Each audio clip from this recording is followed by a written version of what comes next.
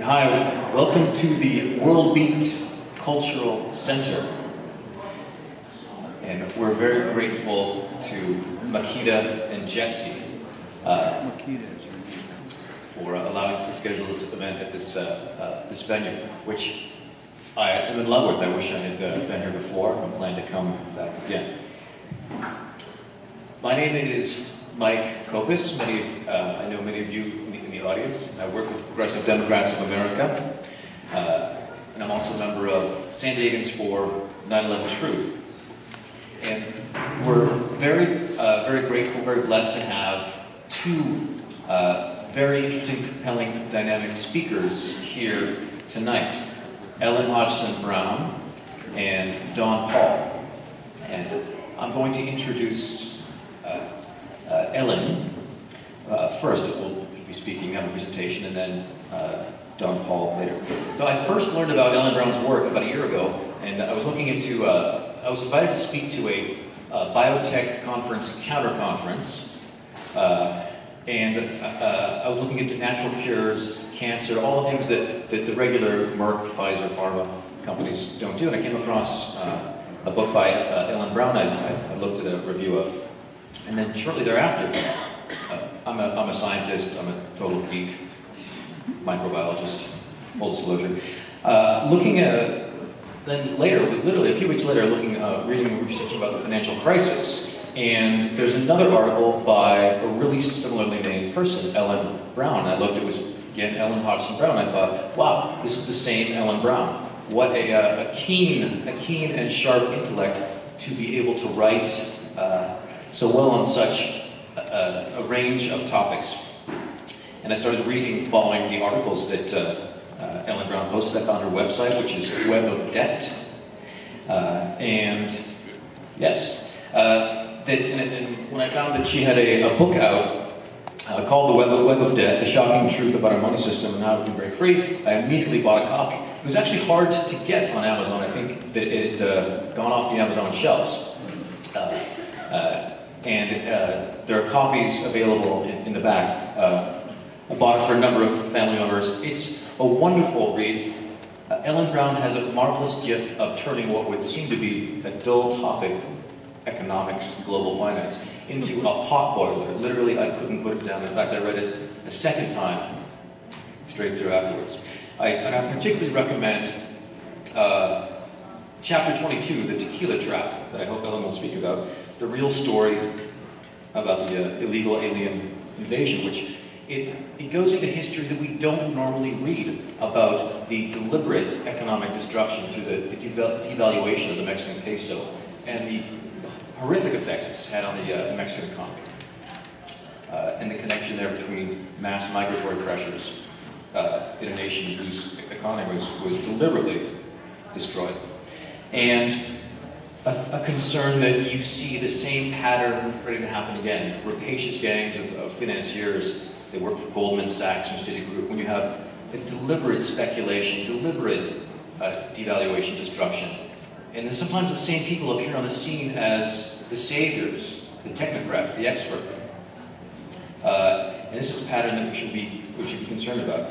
Ellen Brown is clearly a very curious person about how the world works. We're really fortunate that she's come to this, I think, as an outsider, an attorney who's practiced in civil litigation, and a researcher and author in natural cures. She's written a book, Nature's Pharmacy, because I think only someone who was, you couldn't come at this as an insider, a banker. You would never get this perspective, certainly never this degree of honesty. I'd like to simply read there's a quote that particularly struck me, that I enjoyed. If you come away with nothing else than the word derivatives, it must be on everyone's lips. We need to shout it out loud. We need to end the derivatives mess. Hot mic. Here's the quote from a recent article I wrote. As for the derivatives mess, there may be some derivatives that serve useful market functions, but most of them should be declared an illegal form of gambling and void. because indeed that is exactly what they are. I recommend you see Ellen's website at Web of Debt.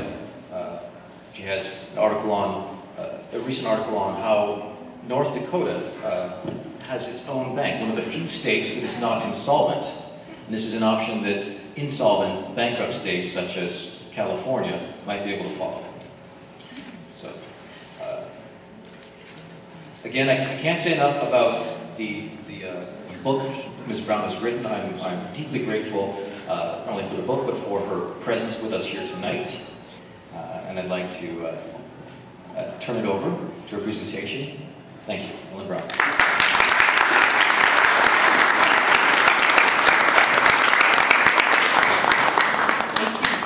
Thank you, Mike, for that very nice introduction. I'm going to speak on the financial meltdown, why it happened and how it can be reversed. I'm going to go farther than to suggest that we can merely get back to where we were before this recent crisis. I'm going to suggest that we can have it all. We can have more social services. We can have improved infrastructure. We can eliminate we can eliminate taxes, and we can reduce or eliminate federal debt. And we can do it without merely shuffling the money around from the rich to the poor. We can have greater abundance for everyone. And we can do it by fixing our monetary system. Some people mocked the idea that you can actually create abundance by adding money to the system, but I'm going to argue that that's exactly how you can create abundance. The problem with our monetary system is that there's no real money in it. Our entire money supply consists of debt to private banks. It's debt owed back with interest, so there's a mathematical flaw in it. There's always more money owed back than is there. So if you fix that one problem, go back to the American system of the 18th century, you could indeed have the potential to develop all the things that we haven't developed, alternative energies, and all those things that we thought about in the 60s, if I can say that without dating myself. That dream we had for the millennium, we can actually have it, and we can have it by fixing our financial system. Next. The global economy is collapsing, but it's not actually a problem with the earth and its resources. Next. The problem was with the banking system itself. So the banking system is systemically, fundamentally flawed. So the approach of the government and of the Federal Reserve in trying to throw billions of dollars at it is actually just feeding the problem, because we're giving them the resources to buy up smaller banks and to spread the derivative disease that they started, and that is what is bringing down our system. Next. These bank bailouts, even if they were working, we obviously can't afford them at the rate they're going. In September, when the first bailout came down, it was $700 billion. It quickly moved to $800 billion with the pork added. And at the end of November last year, the LA Times reported that the total loans, commitments, and guarantees under the bailout were $8.5 trillion. Then that was before, if you add in Obama's stimulus package, that puts it up to 9.4. And then just last week, Ben Bernanke added another trillion. So that's $10 trillion. Next. This is the breakdown in the LA Times. I'm going to, you can, next. Sorry. So the question is, who's going to pay that extra $10 trillion? If it were us, the taxpayers, that would actually double the federal debt. This is the federal debt, and you can see that it's grown. It starts down here at 1940. You can see it's grown exponentially. It never, ever gets paid off. Our federal debt has not been paid off since 1838, Andrew Jackson. It just continues to grow. All they pay is the interest. When you hear that the government has balanced the budget, what they mean by that is that they managed to pay the interest. So if you added another 10 trillion, obviously we the taxpayers can't afford it. Next. And it would seem that the Federal Reserve can't afford it either. According to, in 2007, they reported that their assets were $850 billion, most of which were government securities. That's bills, bonds, and notes of the government, the debt of the government. And a year later, they reported that they still had about that same amount in assets, although their government securities had actually dropped to 57%. The other portion were other forms of loans, apparently the dodgy assets that they traded their the good securities for, the bad collateral that they got from the banks. Next. However, in January, something extraordinary and unprecedented happened. The Federal Reserve reported that they suddenly had assets of $2.1 trillion, up $1.2 trillion from a year earlier. Now, where did that money come from? They also reported that they had liabilities of $2.1 trillion, up $1.2 trillion from a year earlier. What they were counting as assets are loans. They actually create the loans on their books, create money on their books, and lend it. So these loans are to private corporations, private banks, private credit card companies. They're private loans. They're getting into the commercial lending business. Next. Bloomberg News brought a lawsuit under the Freedom of Information Act to find out who got the money and where it came from and what the terms were of the loan. And the Federal Reserve refused to produce the documents. Their first argument was that most of the documents were held by the New York Federal Reserve, which was not a federal agency and therefore not subject to the Freedom of Information Act. Turned out that it actually is subject to the Act, even though it isn't a federal agency. So their second defense was that these documents involved protected trade secrets. So then you might wonder, whose trade secrets and what secrets? Well, it's obviously the banks that are the major beneficiaries. And the biggest trade secret of the banking business is that they don't have the money. They have never had the money. They do not have the money they lend. They create money on their books. Next. Many authorities have attested to that, but here's one that's rather famous and was particularly poignant. It's Sir Josiah Stamp, governor of the Bank of England, the second richest man in Britain in the 1920s. He said, "The modern banking system manufactures money out of nothing. The process is perhaps the most astounding piece of sleight of hand that was ever invented. Banking was conceived in inequity and born in sin. Bankers own the earth. Take it away from them, but leave them the power to create money. And with a flick of a pen, they will create enough money to buy it back again." Next. So with that introduction, here's what I'm going to try to cover, hopefully not in too long since we have another speaker. Our money is actually an illusion. Our entire money supply is created through sleight of hand as a debt to private banks. The current banking system is a Ponzi scheme which has reached its mathematical limits. It must end badly unless we act quickly to replace it with something better. There is something better. The real non-illusory money first invented by the American colonists, issued publicly by the community. Greater abundance is possible for all. This system is not utopian, it's not new. It has been tested historically and it works. Next. Contrary to popular belief, the government does not issue our dollar bills or our money.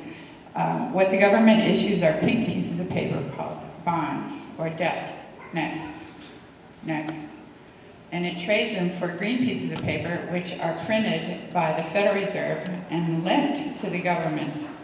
The Federal Reserve gets these green pieces of paper for the cost of printing them, which is about 6 cents a bill. And we, the people, get them for the face amount of the bill, which is about $100 in this case, or whatever the face number is. Next. All of which would be all right, except for the fact that the Federal Reserve is not actually federal. It's owned by a consortium of private banks. Next. And moreover, Federal Reserve notes compose only 3% of the money supply. That's just halfway up the purple down here, which is M1. So the question is, where did all the rest, where did the other 97% come from? All of that money is created privately by banks when they make loans. Next. Again, there are many authorities that so attest. I'll just read a couple of these. Wright Patman said, when the Federal Reserve writes a check for a government bond, it does exactly what any bank does. It creates money. It created money purely and simply by writing a check. U.S. Treasury Secretary Robert B. Anderson said, when a bank makes a loan, it simply adds to the borrower's deposit account in the bank by the amount of the loan. The money is not taken from anyone else's deposit. It was not previously paid into the bank by anyone. It's new money created by the bank for the use of the borrower. Next.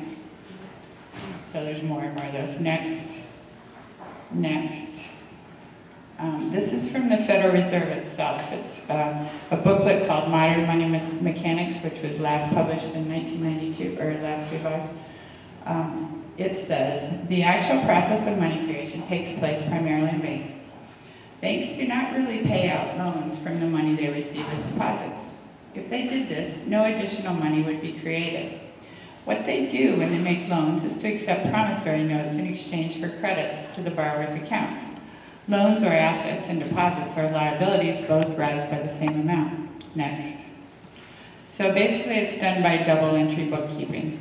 If you go to the bank and you want a $500,000 mortgage, the bank will write that mortgage up on one side of its books as an asset to itself because you have promised to pay that back over time, so it's a negotiable instrument with the current value, so it's an asset. Then on the other side of its ledger, they write the very same number up as a liability to themselves because they have now agreed that you can draw checks on this account that they just wrote those numbers into, and they will have to pay up when the check is paid. So that they say, they look at their books and they say, well, it all comes out to zero. We haven't actually created anything. But in fact, that $500,000 will go out into the community and is what becomes our money supply. Next.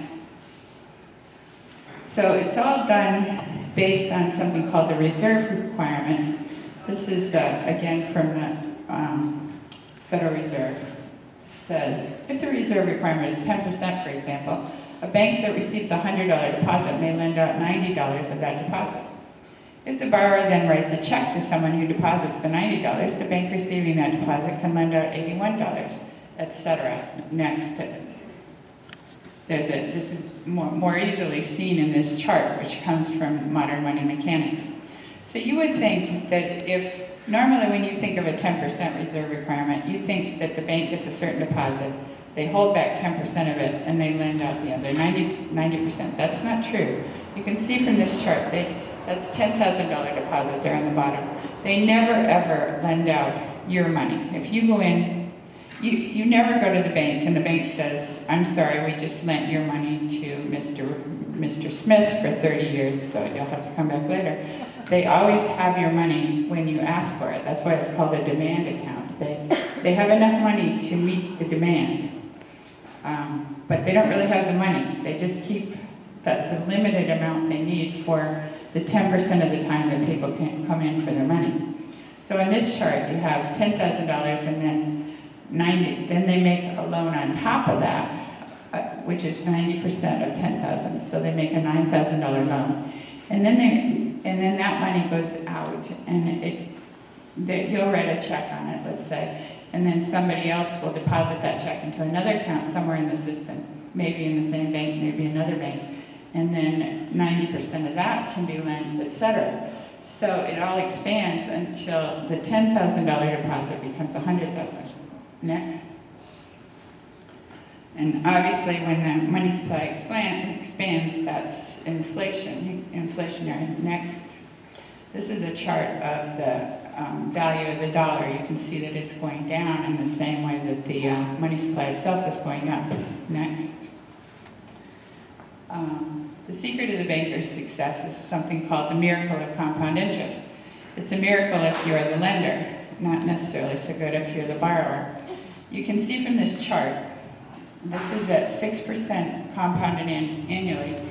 If you started down there at the bottom at age 25 and you invested $10,000 at 6%, and you just left it there for your full working career, 40 years, and at 65, you took that money back out, on this chart, you would have, your $10,000 would have become $100,000.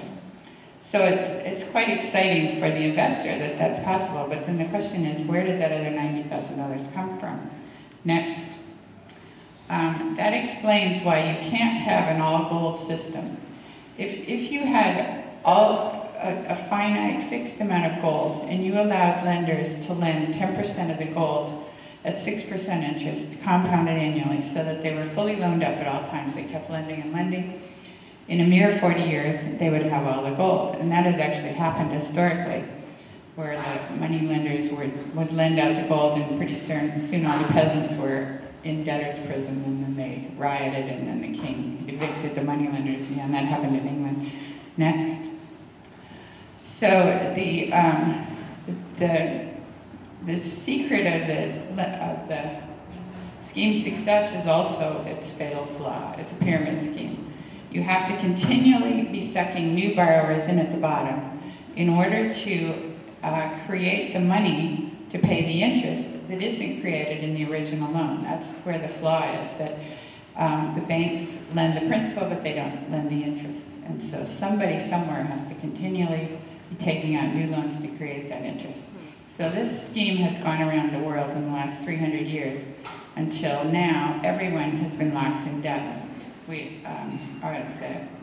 Wall Street banks managed to indebt the whole third world, and now they've come back to us as the borrowers of last resort. Next. All of these are a series of exponential curves. The federal debt is on the left there, which never gets paid off. What does get paid is the interest on the debt. And so you can see both of these are rising exponentially. Next. This is an exponential curve plotted mathematically. Normally an exponential curve would go to infinity, but if you have a finite food source or a finite, in this case, a finite number of lenders, or borrowers, at some point you hit the wall and then it just collapses back down. And you could see from those exponential curves that that's where we are. Next. These charts compare the federal debt to the money supply. You can see that they're about the same. Actually, this chart only goes to, I think it's about 2006. So right now the money supply is, and they quit reporting M3, so nobody knows exactly what the money supply is. But anyway, it's somewhere around $13 trillion, and the debt is $10 trillion. Well, basically, the federal debt is the money supply, and here's the reason. Because ordinary commercial loans get paid off, only the federal debt never gets paid off. So that's the money that stays in the system. And the reason that the money supply is a little bigger than the debt is that there are also some loans going to default and don't get paid off either. So that's the only permanent money that we have out there. The federal debt and money that goes into default. Except for coins. Coins are the only money created by the government, and they compose only 1/10,000th of the money supply, mere tokens. Next. So that raises a question. If our federal debt is our money supply, why, in other words, we, the government, issued these pink pieces of paper called bonds, and that's what was turned into our whole money supply. Why didn't we just issue them as green pieces of paper in the first place and skip this spiraling debt? The answer is that we did. In the 18th century, for 100 years before the American Revolution, the American colonists did print their own money, and the system worked really well. Next. Benjamin Franklin was called the father of paper money. He raved about the system. He said, there are three great friends, an old wife, an old dog, and ready money. He called it ready money, which really meant ready credit. It's because of our ready credit that we have had the abundance that we have for 300 years. He said, many that understand business very well but have not a stock sufficient of their own will be encouraged to borrow money to trade with when they have it at a moderate interest. Next. Meanwhile, in England, they were suffering from the Industrial Revolution. So when he went to England, he was asked, what was the secret of the colony's success? Why were they doing so well? And he said, that is simple. In the colonies, we issue our own paper money. It is called colonial scrip. We issue it in proper proportion to make the goods pass easily from the producers to the consumers. In this manner, creating ourselves our own paper money, we control its purchasing power, and we have no interest to pay to no one. Next. There were different systems in the colonies, but the one that worked the best was in Benjamin Franklin's colony of Pennsylvania. The secret there was that the government actually had its own bank. It owned a public bank. And so instead of just printing and printing and printing, which is obviously inflationary, they lent the money into the community, and then the money came back to this government-owned bank. So this is my PowerPoint, which I still haven't figured out very well, but here's what I'm trying to show here. Let's say you start out with $105. You lend $100 at 5% interest. Then you take the other $5 and you spend it on government needs, roads and bridges, and pay your employees or whatever. So now you have $105 circulating in the system. So that you have enough money now to cover the interest. So the $105 can come back as principal and interest to the government bank. And then the government bank can lend the very same $100 all over again. And the government can spend the very same $5 all over again. So you never have to inflate the system. During the time that that system was in place, the Pennsylvania colonists paid no taxes because the interest was sufficient to cover the taxes. They had no government debt, and there was not price inflation. Next. So this is in England, they had the Industrial Revolution conditions. Next. In England, they had a different kind of paper money. We've had two kinds of paper money competing for dominance for the last 300 years. In England, the paper money was issued privately. It was issued by banks, and they were called bank notes, and they had the bank's name right at the top. It originated with the goldsmiths of the 17th century, who discovered that people would leave their gold with the goldsmiths for safekeeping, and the goldsmiths discovered that people would rather have these little paper receipts for the gold than to actually carry the gold around, which was heavy and dangerous and so forth. So the goldsmiths discovered that they could issue 10 times as many receipts as they had gold without getting in trouble, because people only came for their gold about 10% of the time. And that was the beginning of the fractional reserve system. Next. It was actually institutionalized at the Bank of England, which became the official source of loans for the government in 1694, when the king had to fight a war and didn't have the money for it. So the Bank of England used the same system where they supposedly were lending gold, but they were lending paper notes for this gold, and they found that they could print and lend many times more paper notes than they actually had gold. Next. Next. So in the colonies, the Pennsylvania system worked well, but some of the systems didn't work so well. Like in the northern colonies, they would just print and print, and they did inflate their money supply. And that meant that the money supply was getting devalued. So the British merchants, next, complained to the king that they were getting paid in this devalued currency. And so the king said that the colonies couldn't print their money anymore. Well, we didn't have gold and silver, and we had to pay our taxes in gold. So we had to borrow from the British bankers. And it would be like if the president said today, you can't use your dollars anymore, find something else to trade in. I mean, they had a sudden depression. And of course, the people just went back to trading with their paper receipts, no matter what the king said. And according to Benjamin Franklin, that was the real reason for the revolution. Next. Franklin said, the colonies would gladly have borne the little tax on tea and other matters had it not been the poverty caused by the bad influence of the English bankers on the Parliament, which has caused in the colonies hatred of England in the Revolutionary War.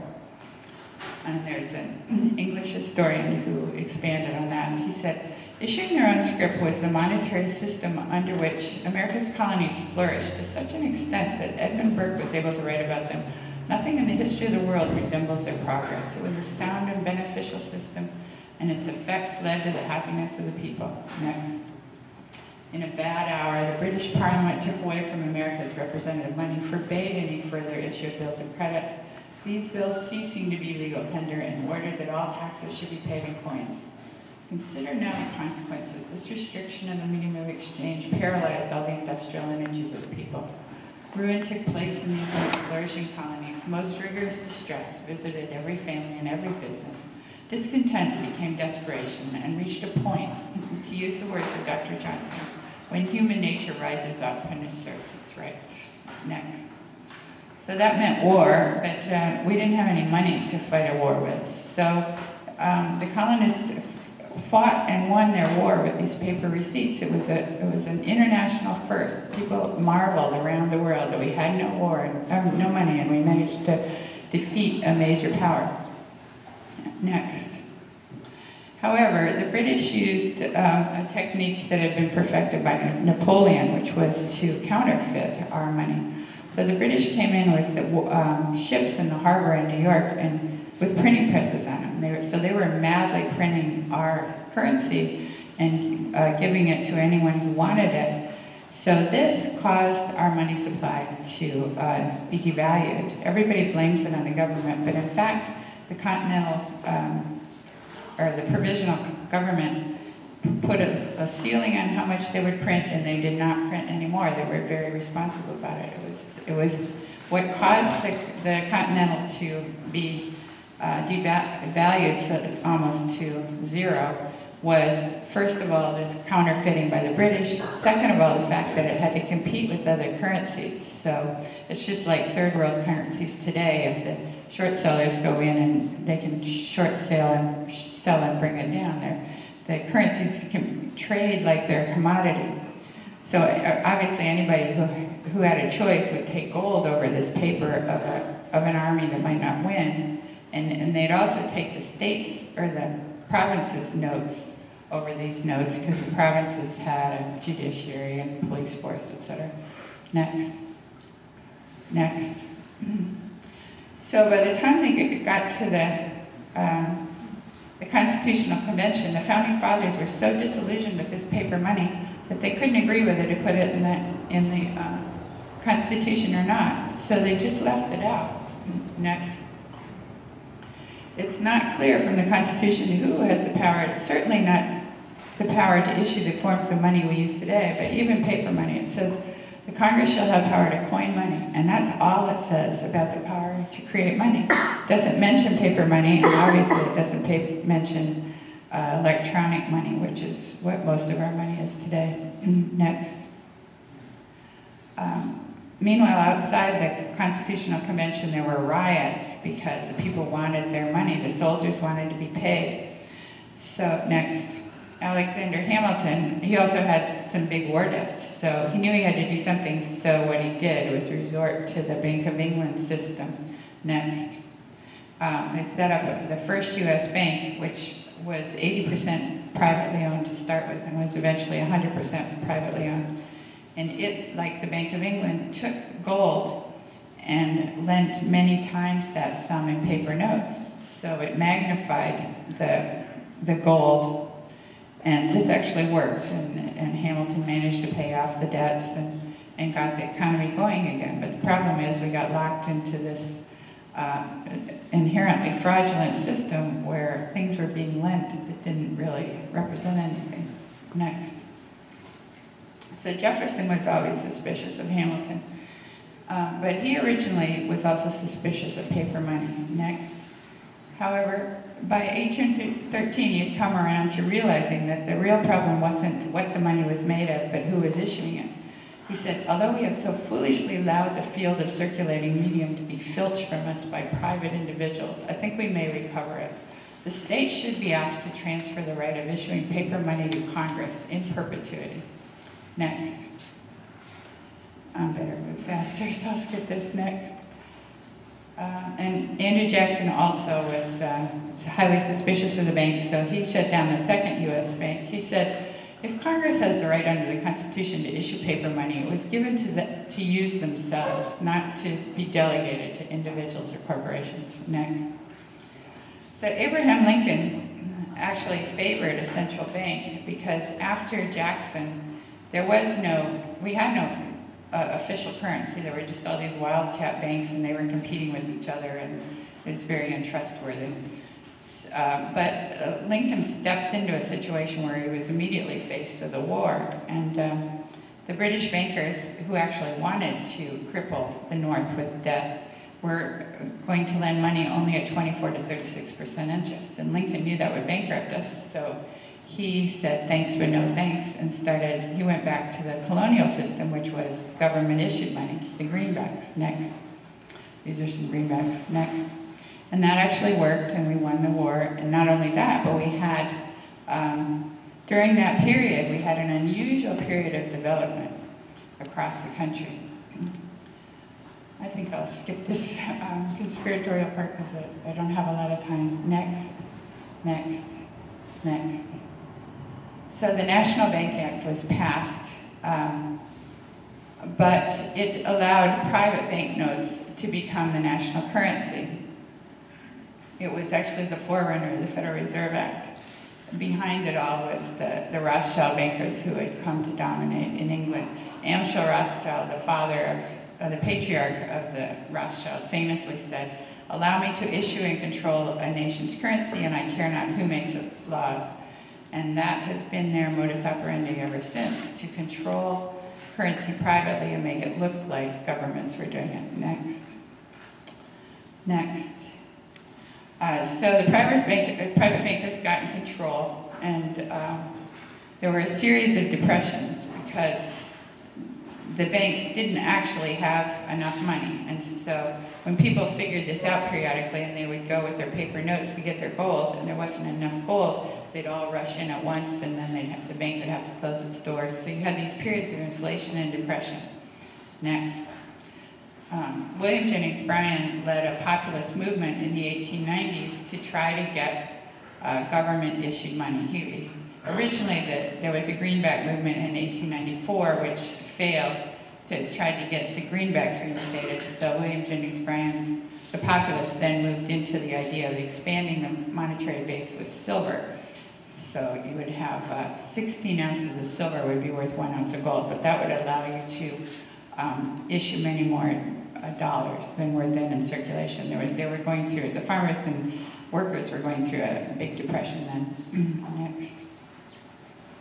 Meanwhile, there was a particularly bad bank run in 1907, apparently actually instigated by J.P. Morgan, or at least there's evidence to that effect. But he came through and played the hero and came through with money from Europe, no doubt from the Rothschilds, and saved the day and persuaded Congress that we needed a federal central bank that would backstop bank runs, come up with the money whenever there were these bank runs. Next. William Jennings Bryan was led the opposition, and he said he would absolutely not approve any form of privately created money. So when they first brought this bill, it was called the Aldrich bill, and Aldrich was a known Wall Street leader, and so the opposition just absolutely defeated it. So the same group changed the name to the Federal Reserve Act, so it looked like it was federal, and it was passed when it was brought at a time when very few people were there right before Christmas. So they managed to get it passed, and even William Jennings Bryan thought that he had won. He supported it. He said, at last, the government was going to be issuing its own money. Next. At the same time, 1913, they passed the 16th Amendment, which approved the income tax. The purpose of the 16th Amendment was to provide the money that would pay the interest on this debt that was about to be created by the bankers through the Federal Reserve Act. Next. This is from Carol Quigley, professor of history at Georgetown University, who was also Bill Clinton's mentor. He said, "The powers of financial capitalism had another far-reaching aim, nothing less than to create a world system of financial control in private hands, able to dominate the political system of each country and the economy of the world as a whole." Next.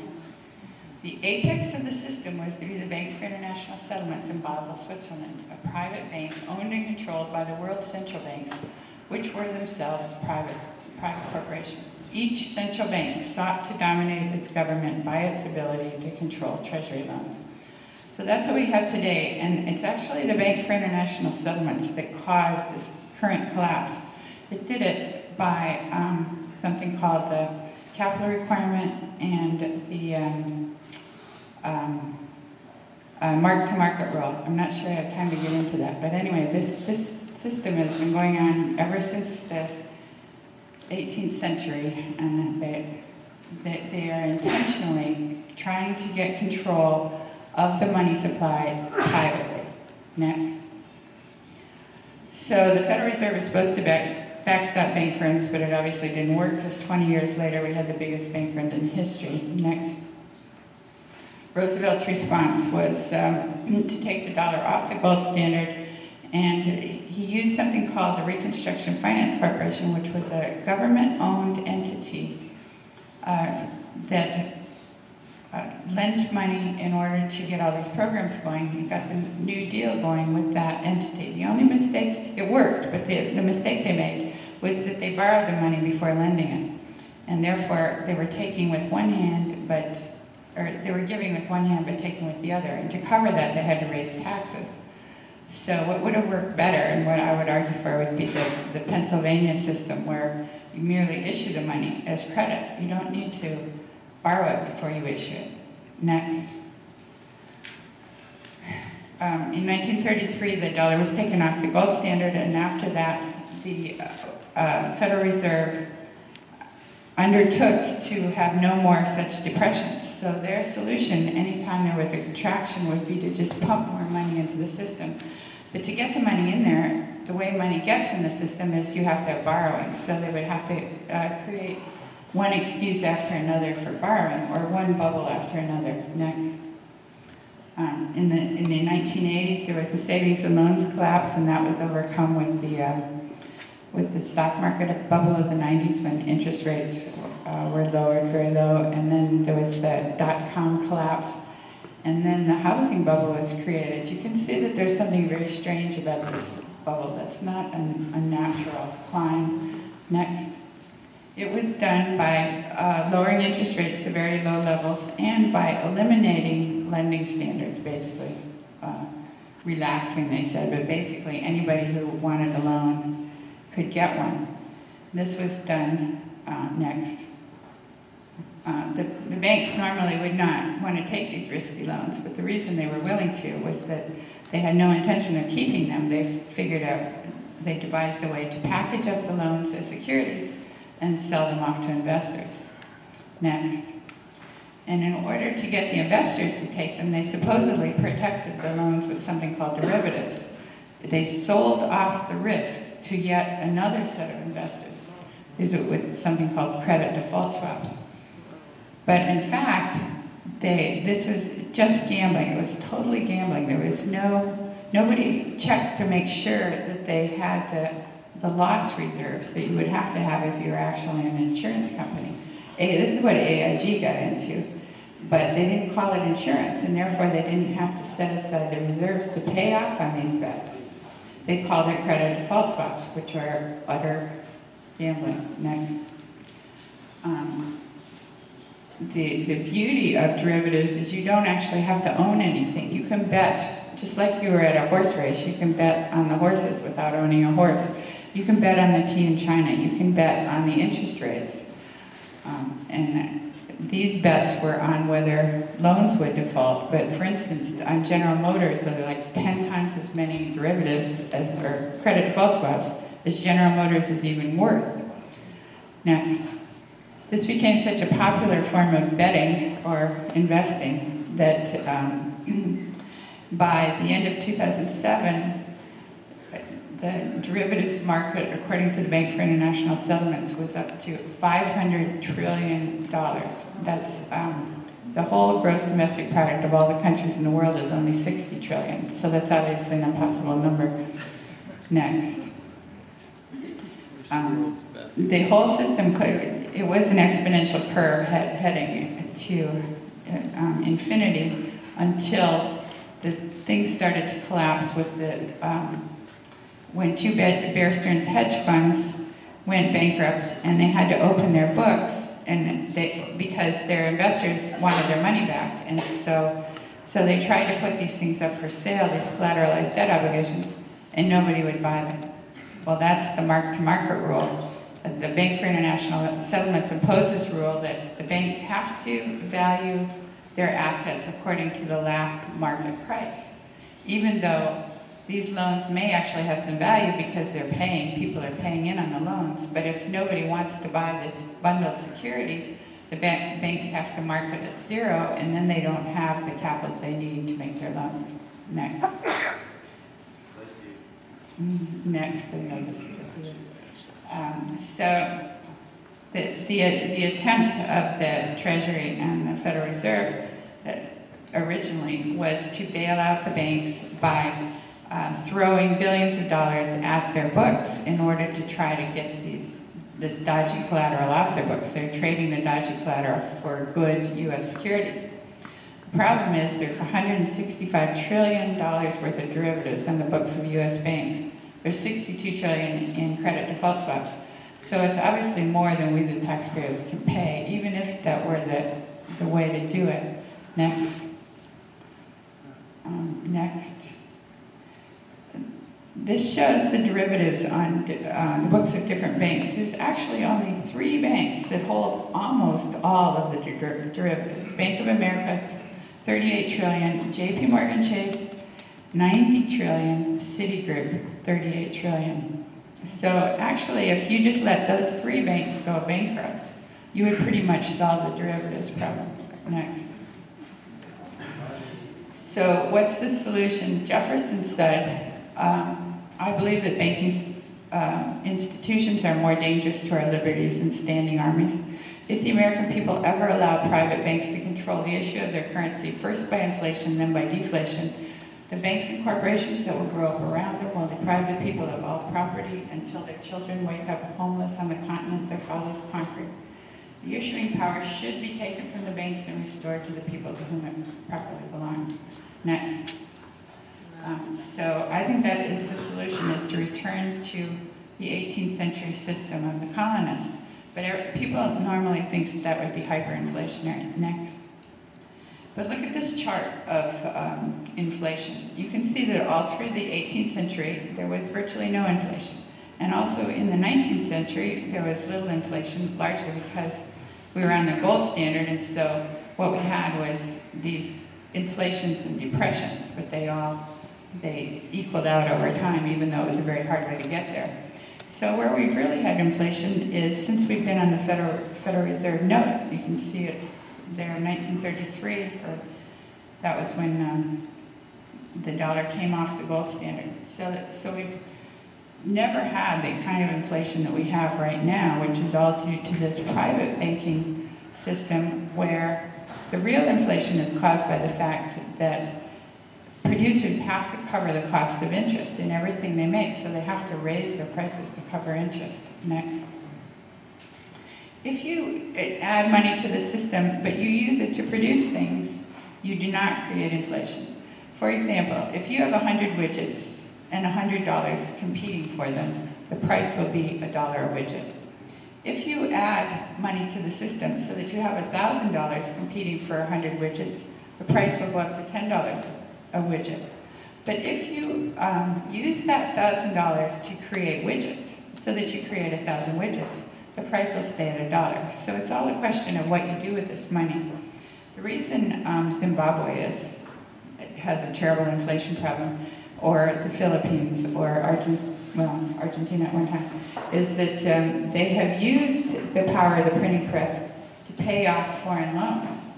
And these are loans owed in dollars. So the speculators, knowing that the country had to have dollars, would then drive up the price of the dollars because of the floating exchange rate situation, which I don't have time to go into, I guess. Next. These figures are from Richard Cook. This was in 2006. He showed that there were $10 trillion was the amount of money that we, the American people, made collectively on wages, salaries, income of various sorts. But our gross domestic product was $13 trillion. So there was $3 trillion. We actually bought that gross domestic product. So where did the money come from if we didn't earn it? $3 trillion was borrowed from the banks. So if banks were not allowed to create money on their books, the government could put $3 trillion into the system without creating inflation. And in fact, since not all of that 10 trillion was spent, some of it was invested. There was only about 9 trillion competing for 13 trillion in goods, and we weren't at full employment. So there was a potential in the system of about 15 trillion in goods. So you could put on those figures, you could put $6 trillion worth of money into the system before you would experience inflation. And in fact, that happened in Argentina, where in the 2000s, when they finally were bankrupt, they told the world to go away, and they said, we can't pay your loans anymore, and they started printing money for their internal development, and they did not have price inflation until they were at full employment, and then they started, having more money than they had products, so that did drive up the price. Next. So there are 4 ways that we could return to the colonial system of government-issued money. Number 1 would be to nationalize the Federal Reserve, make it actually federal like it purports to be. And then it would issue money on behalf of the government rather than lending it to the government with the proceeds going back to the Fed.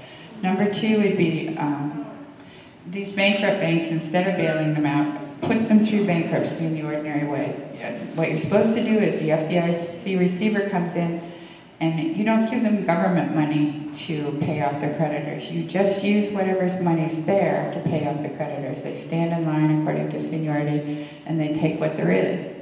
And then you've got a clean set of books, and then you nationalize it. So if you nationalize just one of those 3 big banks, like say Bank of America, there's a branch of Bank of America in every city, you would have a public banking system. You would have a public banking system in the whole country. You can also, states can form their own banks. There's one state in the country that does this, North Dakota. They started doing it in 1919 when the farmers were getting, all their money was going out of state to the railroad men and the Wall Street people. So in order to keep their revenues in the state, they passed a law that all the state's revenues would go into a state-owned bank, and then the bank does what any bank does. It expands those revenues into 10 times that sum in loans. So now North Dakota has lots of money. They have money to spend on student loans and to make low-interest loans to farmers. What they could do, in theory, is make zero-interest loans to themselves, because they own the bank. They can set the terms at whatever they want. They could make zero-interest loans, and they could roll them over indefinitely. In other words, it would be a backdoor way of actually creating money. The 4th possibility would be to do the same thing through the Fed. Make the Fed fund the government's overage, the amount that the Fed spends beyond, the amount that the government spends beyond taxes. And in fact, I believe that's what they're doing. I think that's what they just started doing last week. The Federal Reserve issued $300 billion that they are using to buy U.S. government bonds in long-term debt, which they don't normally, they haven't done that before. So the trick is that the Fed rebates the interest to the government on what they buy of our bonds. They're the only people that do that. So that's the cheapest way we can get money, is to go to the Fed, because they'll give us our interest back. They haven't always done that. They've done it since the 60s when Wright Patman tried to get them nationalized. And the federal debt is never paid off. It's rolled off over indefinitely, and therefore you're getting interest-free money that's rolled over indefinitely. So in effect, the government is issuing money. Next. This is a bank in North Dakota. I think I'll end there. Next. If you have more questions, my website is webofdebt.com. I would take questions, but maybe I don't have to.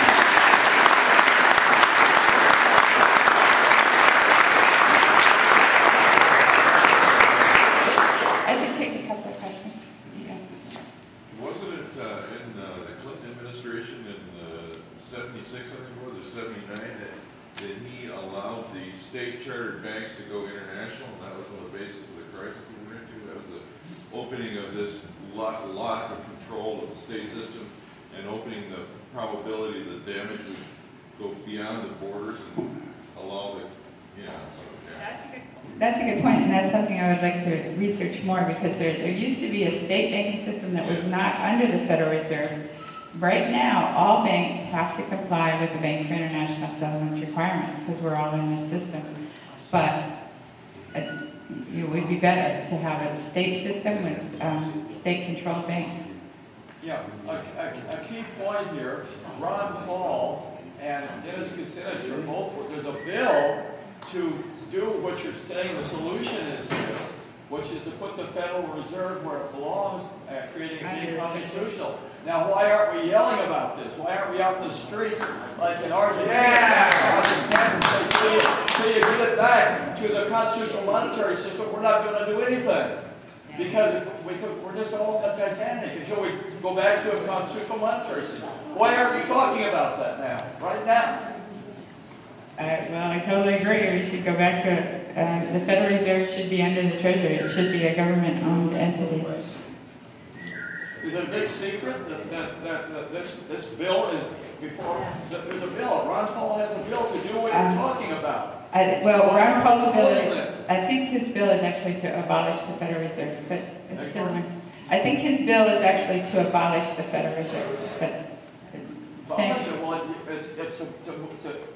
it's putting the money. Okay. Better abolish it, or you're abolished. Thanks. I know there's going to be many more questions for Ellen Brown, but in respecting of your time, we're going to have further questions for Ellen at the end of the second speech by Don Paul. And in addition, anybody here? I highly recommend the book, The Web of Debt, that really goes deep and develops many of the issues that Ellen simply had a few moments to touch on. I'd like to introduce the second speaker. Mike, can you get that to stop, whatever that is? The whistling or whatever. I think that's a bird. It's a parrot. It's a A prayer to St. Francis, the patron saint of birds, to bring serenity to our friend. I'd like to introduce our second speaker, Mr. Don Paul. Don was born in Nova Scotia and grew up in Bellingham in the Pacific Northwest, and like myself, became a distance runner. Don spent some time at Stanford University as a Wallace Stegner Creative Writing Fellow. And Don's a man of many talents, an artist, jazz singer, songwriter. He's written about, I think I had 20 books, 4 books of poetry, several novels, and most recently, Don's most recent book, I'm just talking about a couple of books. Facing Our Fascist State came out in 9/11, Facing Our Fascist State. And a year or two later, a book called Waking Up From a Nightmare, a collaboration with Jim Hoffman, that's still considered one of the most seminal works on analyzing essentially the independent account, the skeptic's account of the official story of September 11th. And Don Paul's most recent book is called The World is Turning, 9/11, the Movement for Justice and Reclaiming America for the World. I'd like to read the foreword that was written by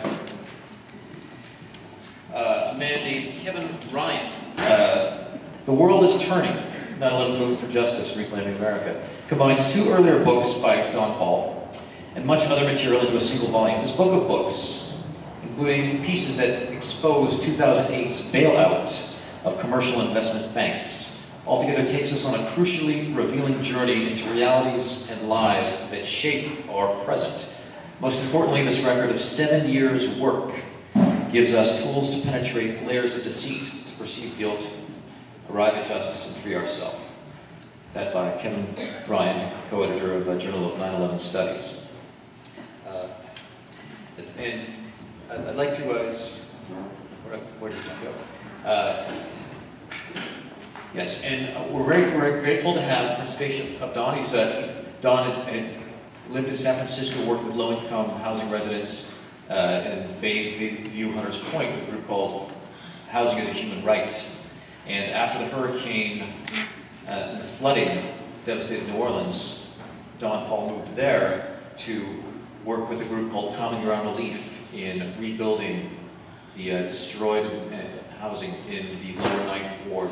Later founded as a co-founder of a group called Rebuild Green that seeks to rebuild housing using local labor, residents, and novel materials in a sustainable setting. And Don has really incredible ideas about building, getting out of the nightmare we're in, recognizing what's happening and moving towards really positive, joyful, artistic, sustainable solutions. I'd like to introduce Don Paul. Thank you, Mike, very much.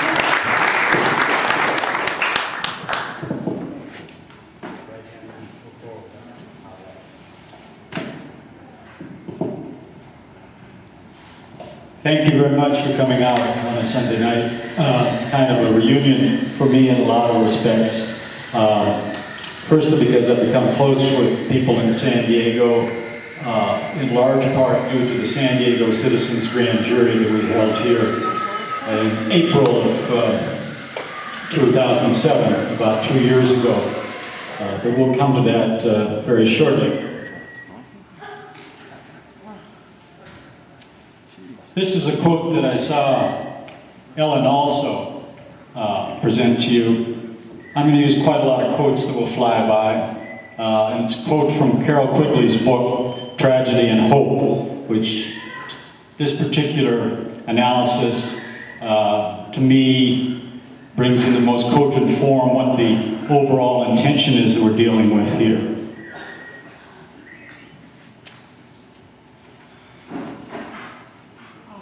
So there is the Bank of International Settlements again, which was created by the world central bankers right around 1929, 1930, as it happened, to particularly protect themselves and capitalize on the Great Depression that they themselves had created. And you can see how effectively this quote summarizes their methods and what they are able to achieve and what we need to combat.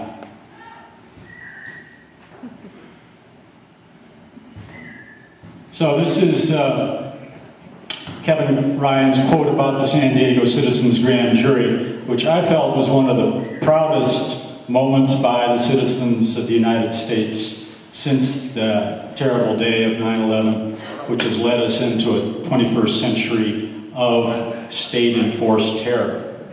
Because they stepped forward and indicted, or chose to further investigate 16 individuals for conspiracy to commit mass murder. And we'll see more about that shortly.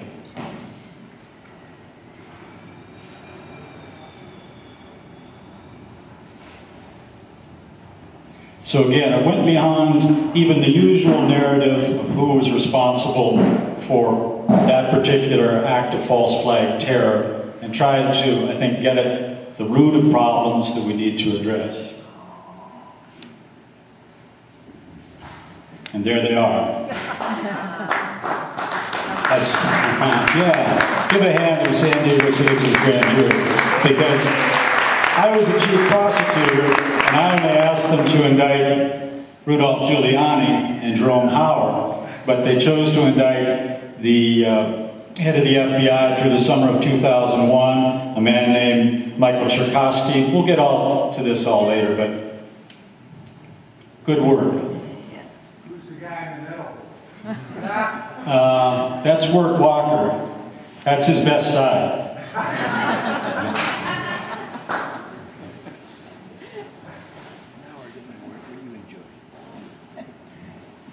So again, Kevin is speaking to the depths to which the grand jury addressed itself.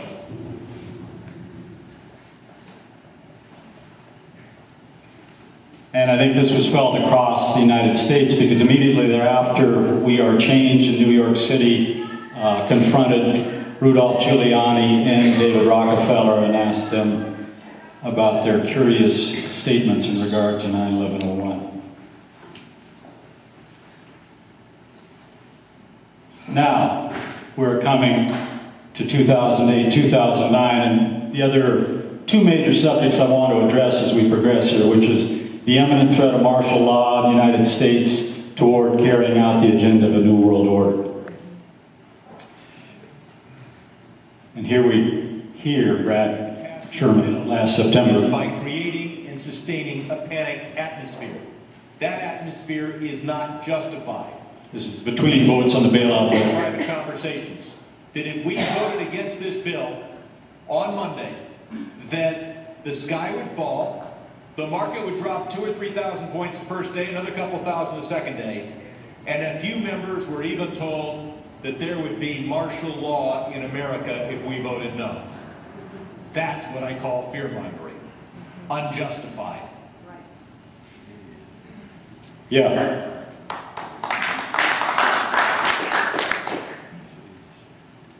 So, I, as Mike said, have written quite a lot about September 11th, 2001, and actually began to write about it on September 12th, 2001.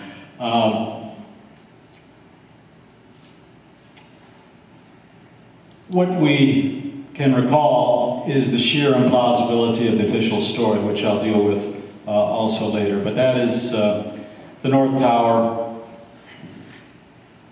going down as no other building has ever gone down, except the South Tower 30 minutes before it.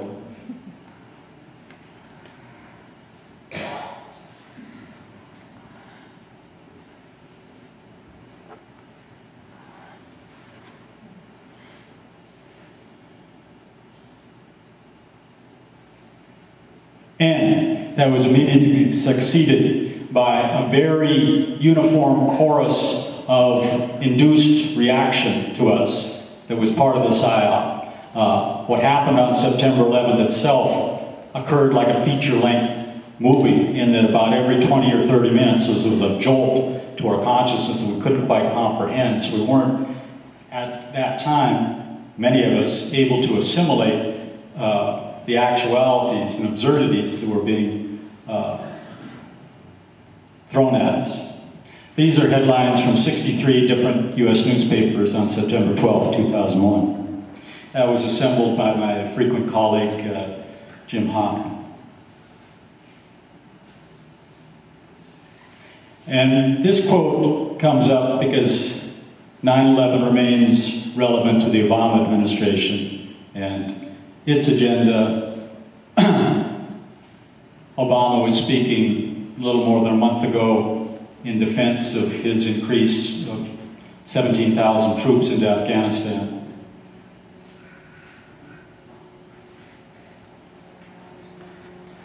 And what it has also led to is repression as normalcy, in the language of Dick Cheney.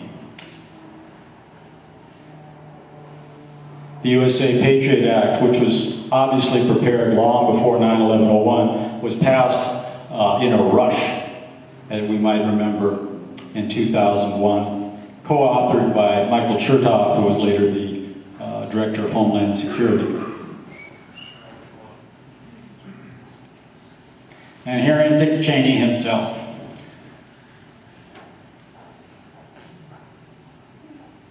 And it has become permanent in American life, unfortunately.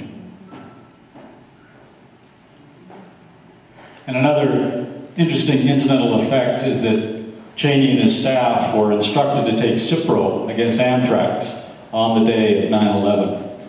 And the person who delivered that advice was Jerome Hauer, the person who insisted that the Emergency Command Center for New York City be placed on the 23rd floor of World Trade Center Building 7.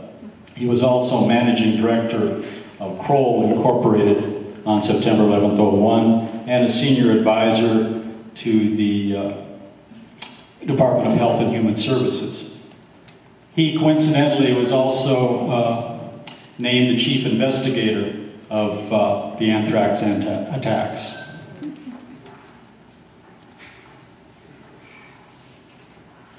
So, in October of 2002. We're just going to fly through what has happened in terms of repressive legislation over the past 7 years.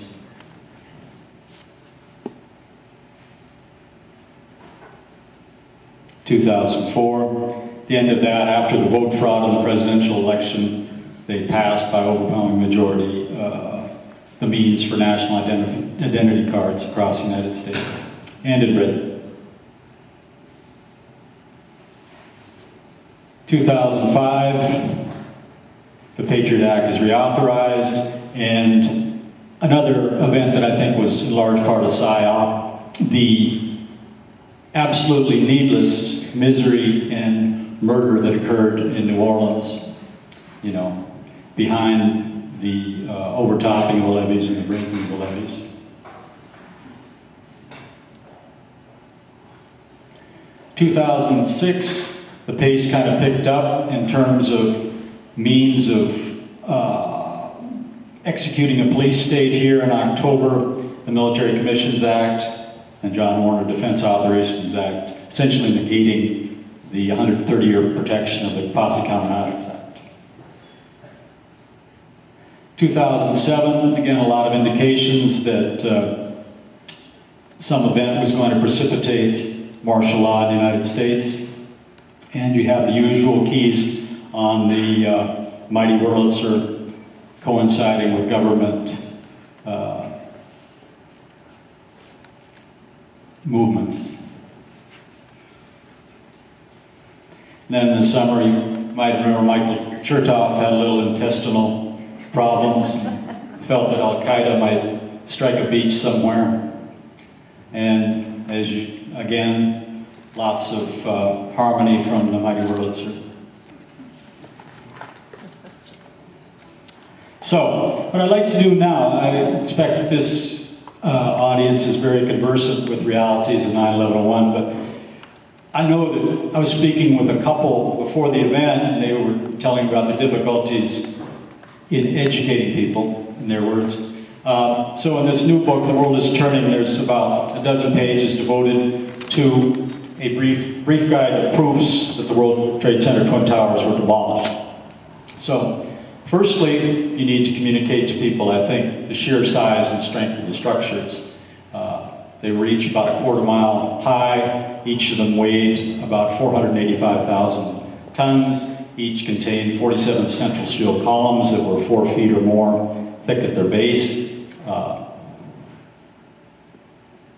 And you can see that's at about the 50th floor of the construction of the tower. And you can see how strong the internal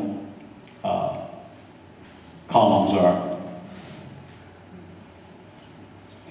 So I tried to reduce it to a memorable acronym of EPSSMM, explosiveness being the first one. There's no way that the potential gravitational energy can explain what happened in the first few seconds of each building's collapse. Likewise, pulverization. If you just think about it, you know, people in a history we may hope for and looking back on this will compare the avoidance of what is so obvious that any child could identify with people refusing to look in Galileo's telescope, you know.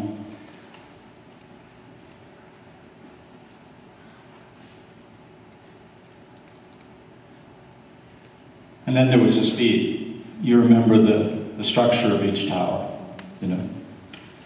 And you see the debris there falling at the same rate as the destruction of the tower beside it.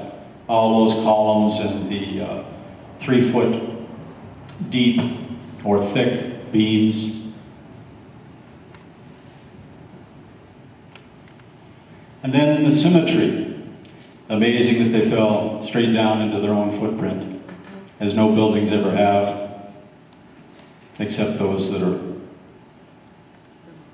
subject to controlled demolition. And then this has been the area of study that's been most fruitful over the last couple of years, and it's been led by Stephen Jones and Kevin Ryan and Frank Leggett and others, but it gets into what was immediately evident, that the temperatures of the ground zero sites of the Twin Towers and Building 7, the 47-story skyscraper that also fell on September 11th, all showed temperatures as high as 1,500 degrees Fahrenheit for many weeks afterward. And we know that steel, you know, at its hottest, can't burn that high, unless it's subject to something like thermite. So, now I'd like to briefly review some of the people who were thought to be worthy of further investigation by the San Diego Citizens Grand Jury, because they connect to the so-called Wall Street bailout that I thought Ellen did a really good job of going to the root of what is really afoot. Anyway, we'll get to that as well. This is Jerome Hauer, and we were trying to actually play an interesting video of Jerome Hauer being interviewed by Dan Rather on September 11th, in which he, many of the network anchors were using the word demolition in the first couple of hours of the tragedy, rather among them Peter Jennings in particular. So Jerome Hauer, being a bioterror expert and a terrorism expert in general, was interviewed, and Rather asked him, you know, this kind of looks like the buildings we've all seen on TV, and Hauer answered, oh no, it was probably due to the temperature and the impact by the jets. And Rather asked him next, you know, an attack this complex certainly must be the issue of a state-sponsored entity. And Hauer said, no, I don't think so. This bears the fingerprints of Osama bin Laden. So Hauer was the first person to introduce Osama bin Laden as a culprit to mass media. Giuliani. Many of you have probably seen the interview with him and Peter Jennings, in which he lets Jennings know that they were forewarned of the collapse of the South Tower, the first tower to go down on that day. How anyone would know? This is Michael Cherkasky, who I mentioned earlier. Kroll and Associates, Kroll Incorporated, it's the same business that changed names, very integral to any investigation of September 11th, 2001, in that it was the firm that was paid to improve security on World Trade Center after 1993. Cherkasky's connection extends back to 1993, and that bombing, which never would have been a live bombing had the FBI not enabled it, that's also in the book. It was in the New York Times and the Washington Post in October 1993 too. But Cherkasky was the chief investigator for the Manhattan District Attorney's Office of that particular crime. This is somebody who you probably have come to know through all scandals about AIG. He actually was such a scoundrel that they threw him out before the recent debacle. He was ousted in 2005 for bid rigging and other things, just like his son had been the previous year. His son was the chief executive of Marsh & McLennan, another major insurer. See, the connections that repeat go back into the immediate financial workings of Lower Manhattan and thus the whole Western world. Greenberg was a former chairman of the Federal Reserve Bank of New York, just as, oh, he wasn't, but the next guy was. Louis Paul Bremer is another terrorism expert,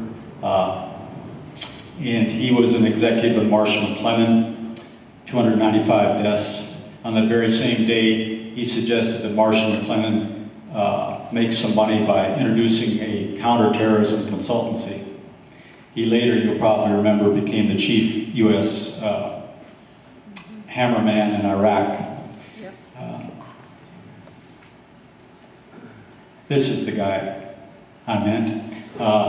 Peter G. Peterson, at the time of 9/11/01, was chairman of both the Federal Reserve Bank of New York, which is the main instrument of the Federal Reserve System, and he was also chairman of the Council on Foreign Relations. And here is the person who, as an individual, has the most integral relationship of all with the World Trade Center, and probably with Western finance, at least from the United States perspective. David Rockefeller basically built the World Trade Center. It was his drive from 1956 forward that got it up. And I don't think I need to say much more about him because I'm sure he's a familiar figure to all of you. But had we been able to actually question David Rockefeller at length, I think we would have been able to explicate just about all the means of exploitation and treachery that the financial establishment of the Western world uses to put us in positions such as we are right now. Oh, I thought it'd be a good time for a poem about somebody who is exactly contrary to David Rockefeller in my estimation. This was my first driller when I began to work offshore in the Gulf of Mexico. He was, well, I'll just read it. Jack Groves, my first driller, from Lake Charles, Louisiana, started in the oil field, Depression times, when hands slept out on the ground by the rig or pipeline. A lot of folks around Lake Charles played guitar. Jack met his wife while walking after supper. She was just a girl, 15 years old, on a porch there. Her voice lilted through the honeysuckled air. Jack Groves asked her, "Would you like to go to the movies with me?" They were married the next year. A paratrooper in the Second World War, Jack afterward got to where he knew something on the floor, made driller, and worked offshore of Johannesburg, Iran, and Singapore. Strong like a bull, his neck like Seaba's or Hughes, Jack talked about his best friend back on the pipeline, the Cherokee. That old boy will get drunk and want to fight a circular saw. Jack made roughnecks who sassed him repeat jobs. You just have to remember, I'm older, uglier, and meaner than any of you. Each night in our Houston motel room, Jack talked on the phone with his wife in Broussard, Louisiana, about the weather, their health, her garden, and TV stars. Offshore, in the galley of platform rigs or tender ships, drillers and tool pushers drink coffee and tell lies. One day the subject got on to, Jack said to me, "Would you let your son marry a black," instead of another word for black, woman? I told him I'd married the wife I wanted, so I guess my son could marry the wife that he wanted. After that, Jack said, men I thought were my friends acted like I was black too. Jack Groves, like Jimmy Rogers, Wayne Newton, and Book of White's blues.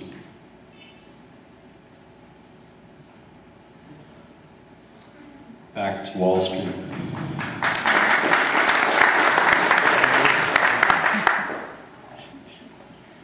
So this is a brief overview. Ellen has already given you quite an overview, but this is the national debt, which she showed has just had an astounding growth, beginning with the Reagan presidency, but especially climbing during the George W. Bush presidency. And how this relates to us is the red line is that national debt climbing. That blue line, going back to 1950, is the US dollar and its purchasing power. So you can, see how it intersects right about in the middle of the Reagan presidency And the debt has been climbing like a rocket ship, and our purchasing power has steadily been declining. What are derivatives? Well, we'll get to that in a minute.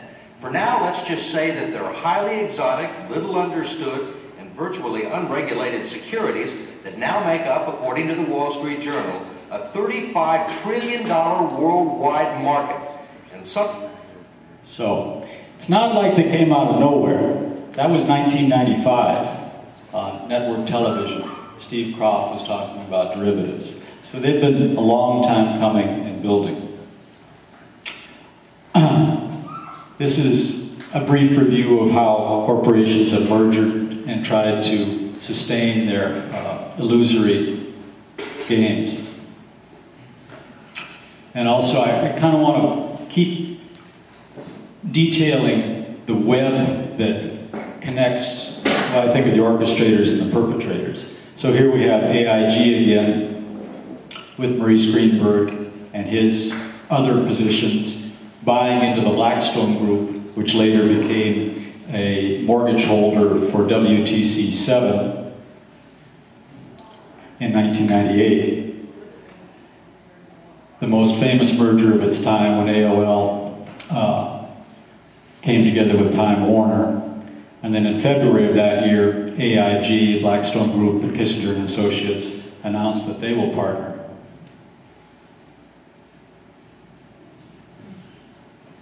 Another major merger, Chase Manhattan Bank and JP Morgan Company come together to JP Morgan Chase and become the United States' second largest commercial bank. In October, the Blackstone Group buys into World Trade Center Building 7, 11 months before it was clearly demolished. Around this time, of course, the dot-com bubble has burst and is taking out $4.6 trillion of investors' money from stock markets. Most of those investors were middle class. This leads to major insurance corporations' premiums going flat. Among the most affected are AIG, Berkshire Hathaway's General Re, and Marsh & McLennan. Immediately before the event we know as 9/11, over 1 million jobs were lost in the United States. In August, the New York stock market drops 900 points. Then that. So in 2002, Ellen kind of charted this out too, but it struck me, and I was writing a book about 9/11 at this time, and a lot of information was flowing around the internet. And I was trying to get at the deeper reasons behind acts of terror like this.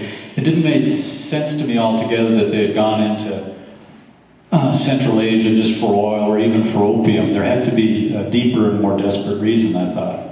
And I began to learn about derivatives.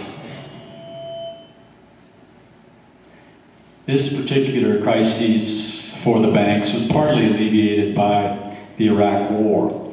When JP Morgan Chase had a scare in July, it lost 18% of its value in one day in July of 2002. Next month, the drum beats for war really began to intensify. Then we went into Iraq.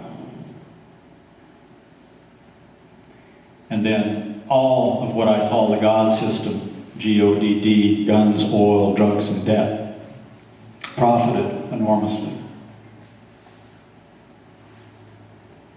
But during this period, for the homeowners of the United States, they were kind of persuaded into a deeper and deeper pit. It made no rational sense if you were trying to operate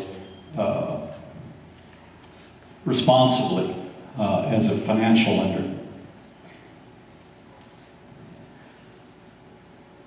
Also at this time, while the former Treasury Secretary, the person who was a main instrument in getting the bailout bill passed, Henry Paulson, was CEO of Goldman Sachs.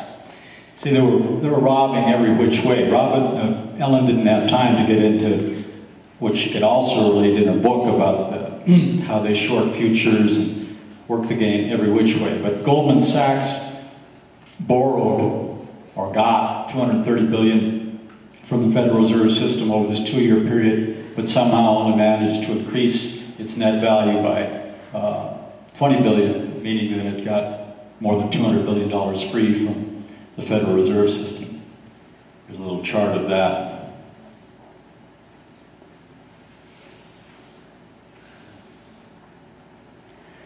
And then again, with the passage of the bills of repressive legislation that we reviewed, there were a lot of financial precursors that indicated that desperation again was in the ascendancy. The biggest one was that the Federal Reserve System ceased to publish its M3 index, so no one in the public could know actually how much money they were creating out of thin air or strokes of a computer key.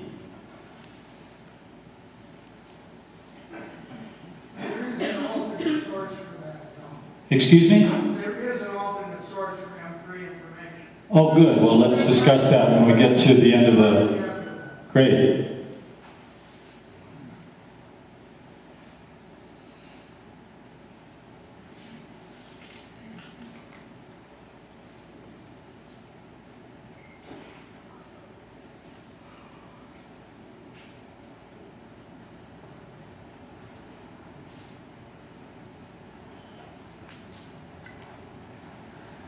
So this is quite an important thing to note too, that a lot of the, quote, international bodies have been insisting for a while that the US dollar needs to be devalued and maybe replaced by a global currency, something like that.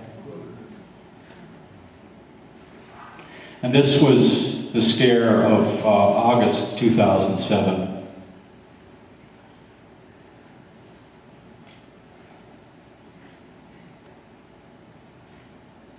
I remember how fantastically large it seemed to me then, but now, in the era of $10 trillion, what's 300 billion? It's like, some of us might be old enough to remember Wilbur Mills of Arkansas, a representative who says, talk a million here, a million there, pretty soon you're talking about real money.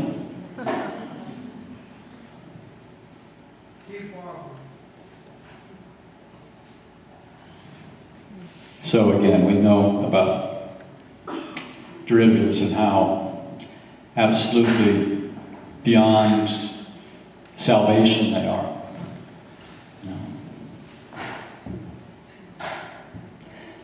This is interesting. I heard Ellen say that there were 3 banks in the United States that held the giant share by far of the market. This shows, again, how they should be able to do this. You and I couldn't do this. Could not even come close to doing this. And then get paid for our mistakes. So this was from a little sheet I wrote around the anniversary of 9/11 in September 2007.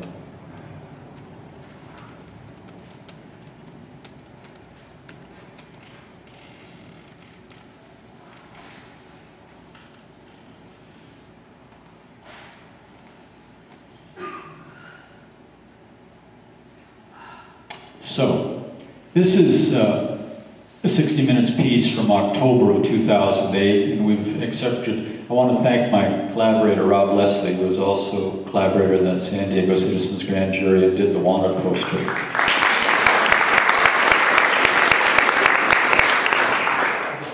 So this is 3 interviews Steve Croft did. Clients clamoring for safe investments with above average return, the big Wall Street investment houses bought up millions of the least dependable mortgages, chopped them up into tiny bits and pieces, and repackaged them as exotic investment securities that hardly anyone could understand. This is actually the security. This is the selling document for the security. This is Frank Portnoy, a secretary. Derivatives broker and corporate securities attorney who now teaches law at the University of San Diego. It's hundreds and hundreds of pages of very small print, a lot of detail here. Anybody ever read this stuff? I doubt very many people read it. These complex financial instruments were actually designed by mathematicians and physicists who used algorithms and computer models to reconstitute the unreliable loans in ways that were supposed to eliminate most of the risk. Obviously, they turned out to be wrong. Because you can't model human behavior with math. What most people outside of Wall Street and Washington don't know is that a lot of the people who bought these risky mortgage securities also went out and bought even more arcane investments that Wall Street was peddling, called credit default swaps. And they turned out to be a much bigger problem. They are private and largely undisclosed contracts that mortgage investors entered into to protect themselves in case their investments went bad. Part of a huge unregulated market that's multiplied the losses. They've already helped bring down 3 of the biggest firms on Wall Street and threaten the ones that are left. But before your eyes glaze over, Michael Greenberger, a law professor at the University of Maryland and a former director of trading and markets for the Commodities Futures Trading Commission, says they're much simpler than they sound.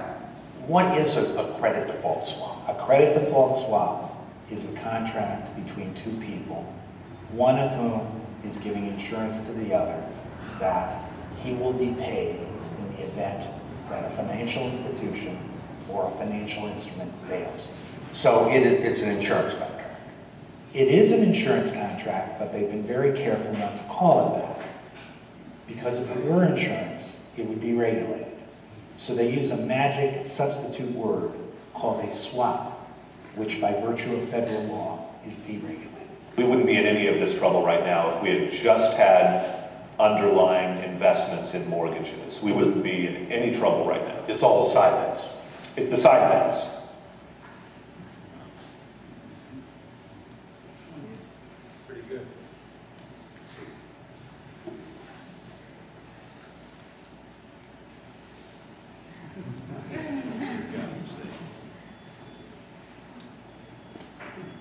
So we really have a lot more possibilities than Wall Street are allowing us. This Gene's wind connects like swans, alabaster and onyx. Myriad note clusters shatter, as Celia may welcome aloha. I and bend to heave, high and I under one lens. Blue-green populaces, recombinant, infinite, tu pimiento, like Mon-born Joe's coat of many-colored felicity. So we dance, because the course is circular. We shall not cease from expiration. We shall not cease from expiration, because the course is circular. Sow and dance. Soweto dance. So we did it,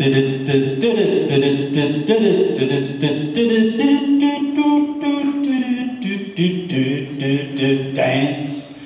Let no one deny you openings less splendid, less different, less splendiferent.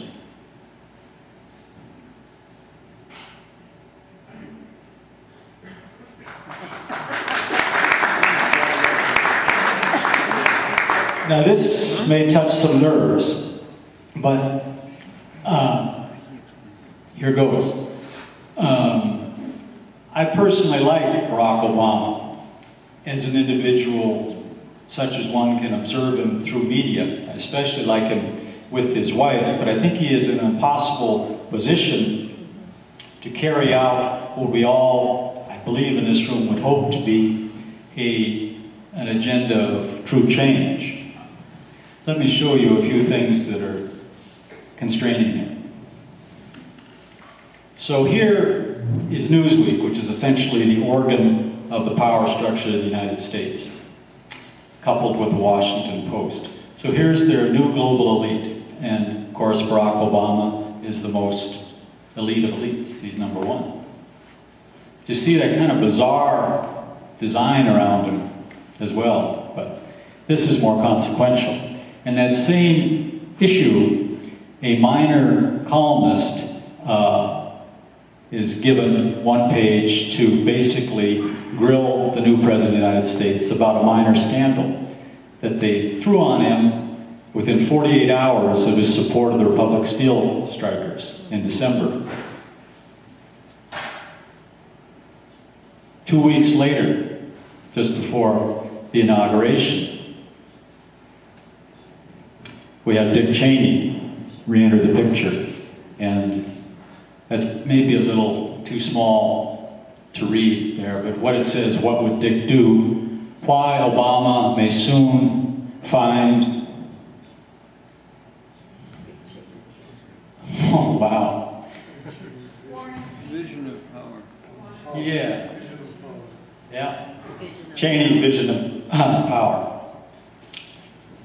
And we remember that 2 weeks after that, Obama made that statement about why he had to increase the troop strength in Afghanistan by 17,000 because it was the source of the attack on America that killed 3,000 lives.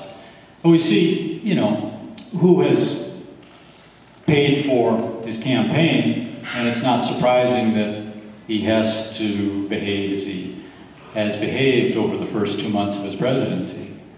See these people there, again, the investment banks we've come to know, Goldman Sachs, Citigroup, JP Morgan Chase, all in pretty heavily. We look at McCain's top contributors, and it's essentially the same people, but in much less heavily, you know, 100 to 200% less in terms of campaign contributions from McCain. Now we're going to have a brief review of how absolutely shameless these scoundrelly corporations are. So this is late September of 2008, and AIG is going back to its old friend Blackstone to advise it. This is before they got the biggest amount of their bailout.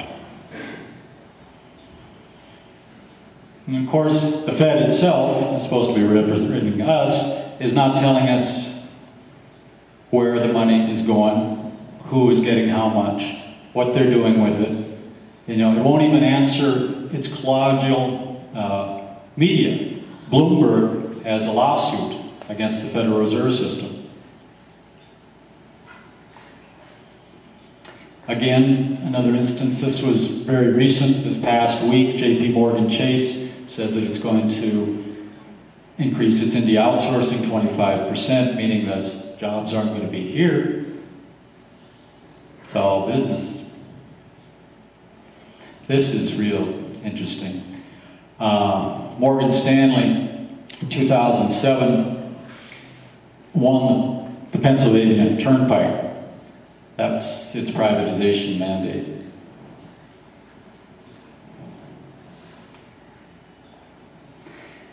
In February of this year, the Long Beach City Council came under fire because it was contemplating the sale of its airport to Morgan Stanley, Goldman Sachs, Citigroup, JP Morgan Chase.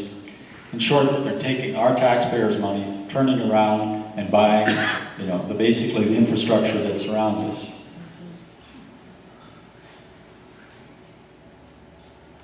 This is back in 2005. Another friend from San Diego just handed me a copy of an article in The Nation that talks about Peter G. Peterson being a main proponent again of privatizing Social Security. He and David Rockefeller led a campaign toward that end in 1996.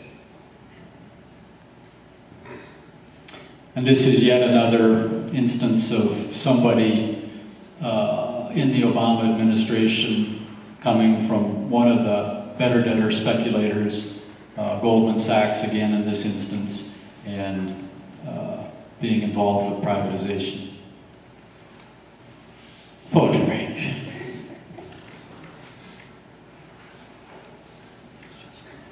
This is a poem I wrote in Venezuela. Because the river answers to the sky and gathers silt from all its streams, The sky and river never choose who touches them and whom they touch. Now, the heart may be turned to calculating things. The heart may be made robotic by stocks, bonds, telenovelas. But then some band starts, its frontline brass sweetly sinuous above the bass of drums, ancient rhythms founding endless musics across oceans and hemispheres. And the changes that soon arise to blood and brains and limbs are so unexpected and various that they dance like fires in receivers' eyes, all empowered by inclusion and inspiration, as from the river and the sky.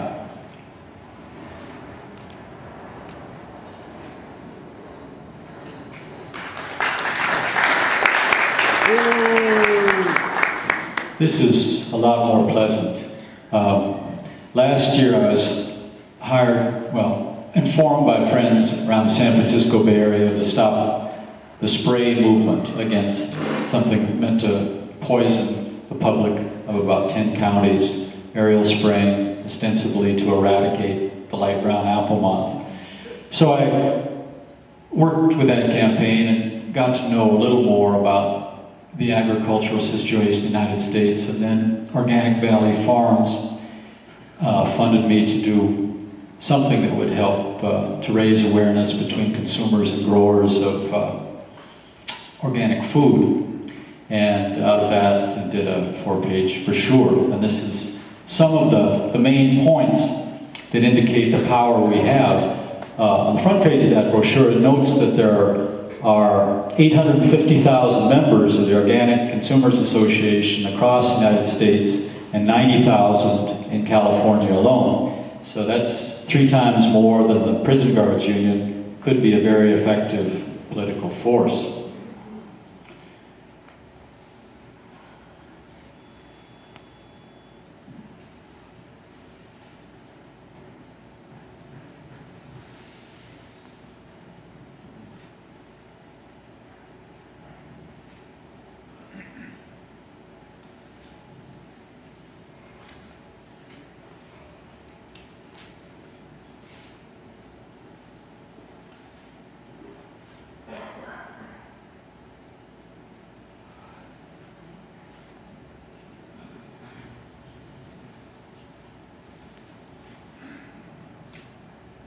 The further you get away from the local level, the more trouble it will cause.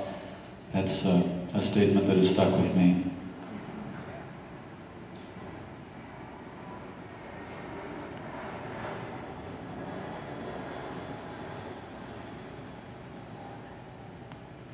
So, political victories.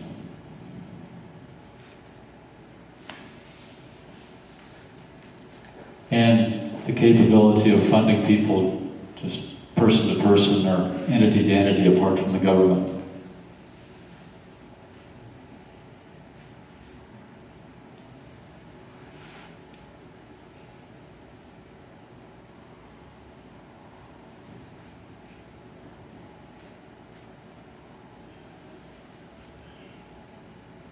And if you want to meet me later, I'll pass along all these contacts, but of course they're no good to you flying by here and now.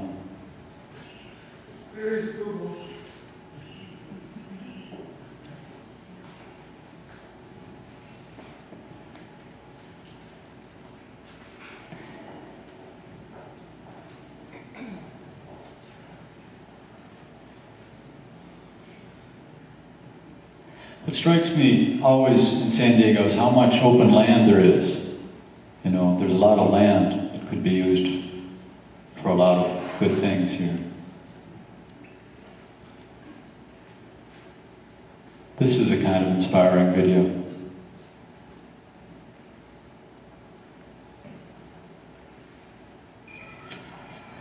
I knew early on that we needed to settle the food problem, because if you can grow food, it's empowering. In fact, I believe growing food is one of the most dangerous occupations on the face of this earth, because you're in danger of becoming free.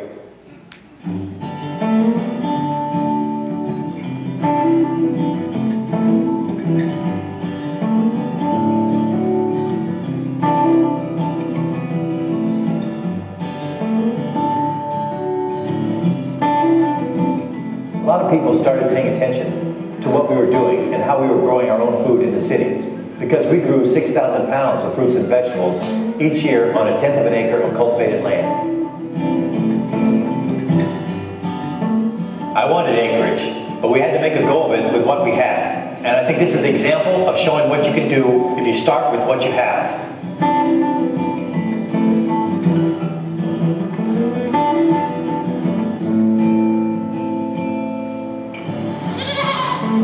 Our family went beyond recycling, changing light bulbs, and conserving. We changed our lifestyle. It's our pioneering journey to become self-sufficient.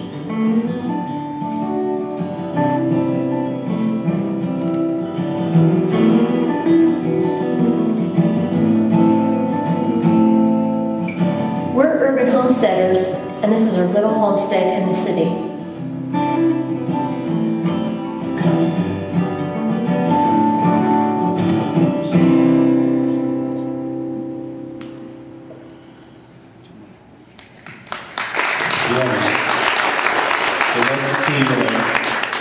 Gervais family, Pasadena. These are some things that are happening in New Orleans just in the past. Well, New Orleans Food and Farm Network is a long time network, but it's really reviving now. And those 5 organizations toward the bottom are all partnering and are actually getting quite a lot done in terms of improving and increasing the food supply in New Orleans. Now, to what I feel is knowledge that really needs to be communicated and needs to be combated as soon as possible. We remember the clip we played at the outset of Brad Sherman talking between the votes on the bailout bill. Well, that video is no longer available, as you see.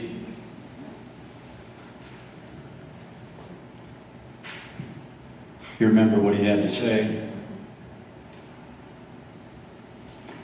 His colleague came up next from Texas and said this. Mr. Speaker, I have been thrown out of more meetings in this Capitol in the last 24 hours than I ever thought possible as a duly elected representative of 820,000 citizens of North Texas.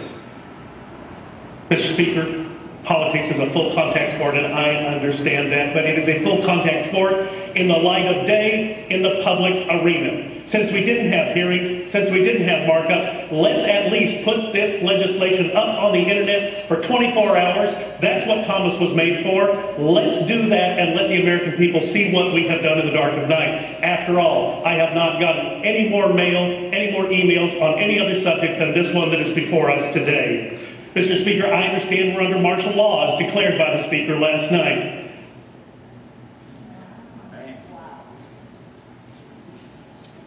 So this is a column from September 24th, right around the time that those speeches occurred in the House of Representatives, and it notes that the 1st Combat Brigade is going to Fort Stewart, Georgia, and is being specifically assigned to act against civil unrest under the guise of a, terrorist attack, of course. This is the Washington Post from December 1st, 2008, in which it conveys to the public that presence of troops in the United States is going to increase 7-fold in 5 years. As you can read, growing to at least 20,000.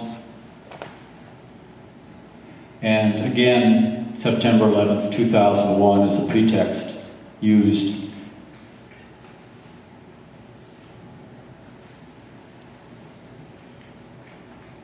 And for a long time, when I began this research, I could not get my head around what the objective might be altogether, because it seemed so evil. It seemed so harmful, murderous to the point of suicidal. And I began to be more acquainted with the writings of some of the elitists and began to hear more and more the term the New World Order. As thousands of people gathered. Again, the pretext, the propaganda. This is a quote that has become kind of famous. George H.W. Bush speaking to Congress on another September 11th.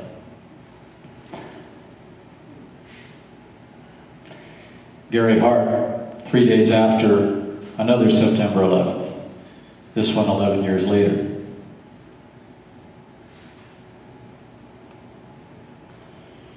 Gordon Brown, who has been a primary mouthpiece for the New World Order over the past 6 months. And I put this in just to reflect back to the partnership between the Anglo-American elitists extending, for decades. This is an internal memo that was written about 4 months before Pearl Harbor, another act of false flag terror.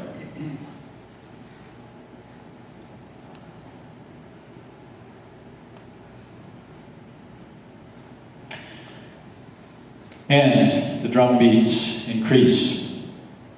CNN, Henry Kissinger on CNBC interviewed, talking about the president-to-be.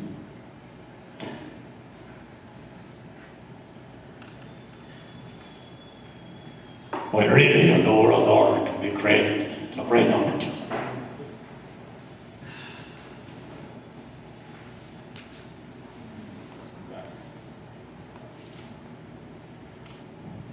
And this came out of the G7 economic meeting in February. So they're steady at introducing to us or repeating to us the need for something global to help us out of this terrible predicament that those subprime borrowers have put us in. Now we'll play the video that is at the front of this section.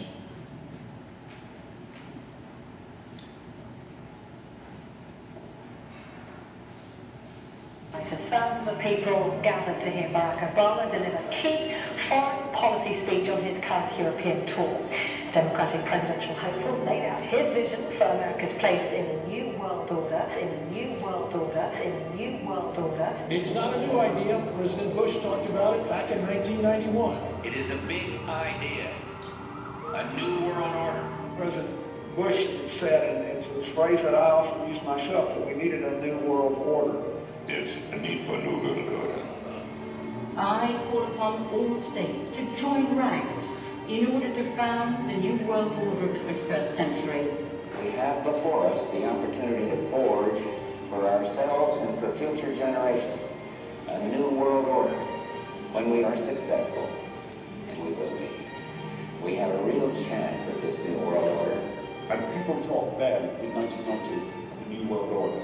And the question for us is how That's Gordon Brown. to all these challenges to ensure that Britain enhances its competitiveness in the process and realizes what I believe is our destiny of success in this new world order. So, in conclusion, ladies and gentlemen, a new world is emerging. It is a new world order with significantly different and radically new challenges for the future. And people better understand that they mean exactly what they're saying. It's a new world order they're trying to create, and they're trying to do so not only without approval or consent of the government in this country, but despite the popular will. This is a straightforward assault by the elites in this country.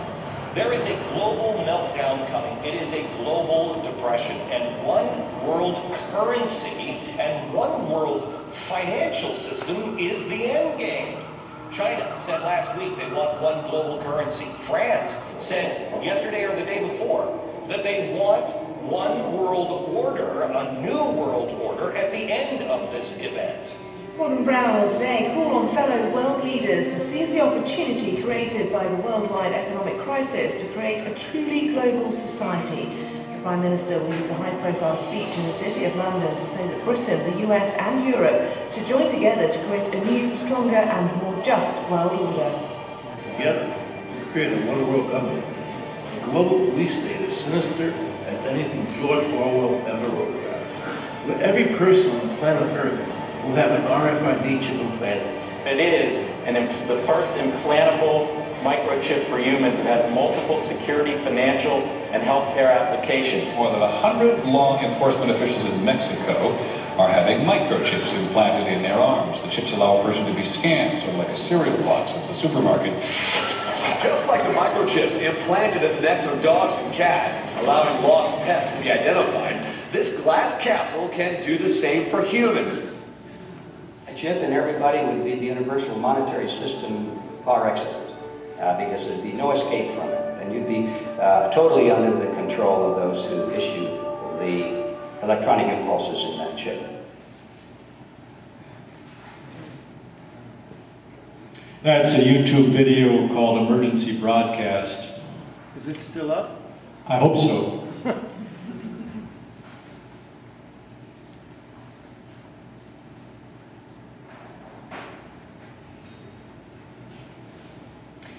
This is a talk from last month at a conference that's become quite famous. TED stands for Technology, Entertainment, Design, and this is a Harvard University professor presenting. We better deal with this stuff. That's the short term, that's the flame part. That's the financial crisis.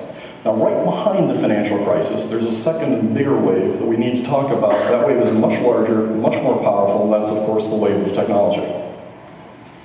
And what's really important in this stuff is, as we cut, we also have to grow. Among other things, because venture-backed startup companies are 0.02% of US GDP investment, and they're about 17.8% of output. It's groups like that in this room that generate the future of the US economy, and that's what we've got to be growing. We don't have to keep growing these bridges to nowhere. So let's bring a romance novelist into this conversation.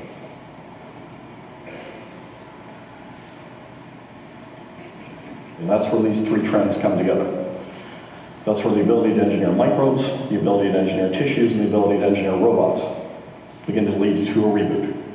Here's a brief history of the universe. The universe was created 13.7 billion years ago, and then you created all the stars and all the planets and all the galaxies and all the Milky Ways, and then you created Earth about 4.5 billion years ago, and then you got life about 4 billion years ago, and then you got hominids about 0.006 billion years ago, and then you got our version of hominids about 0.0015 billion years ago. Ta-da!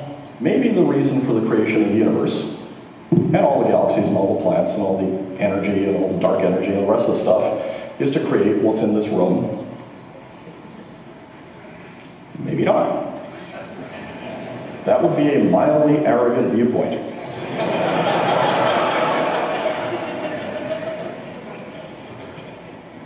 So if that's not the purpose of the universe, then what's next?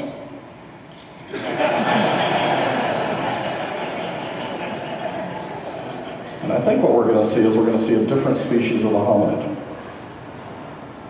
I think we're going to move from a Homo sapiens into a Homo evolutus. And I think this isn't 1,000 years out. I think most of us are going to glance at it, and our grandchildren are going to begin to live it.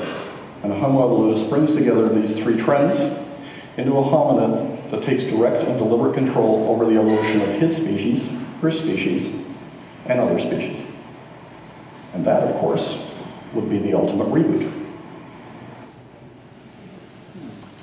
So, as he said, that is the higher, more impactful way, the technology they control.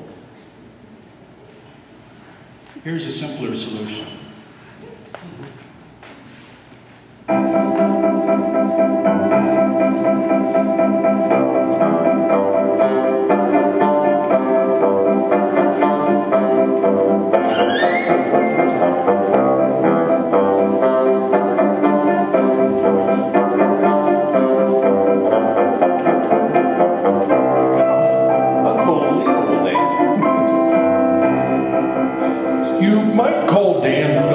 The Dr. Seuss of home building.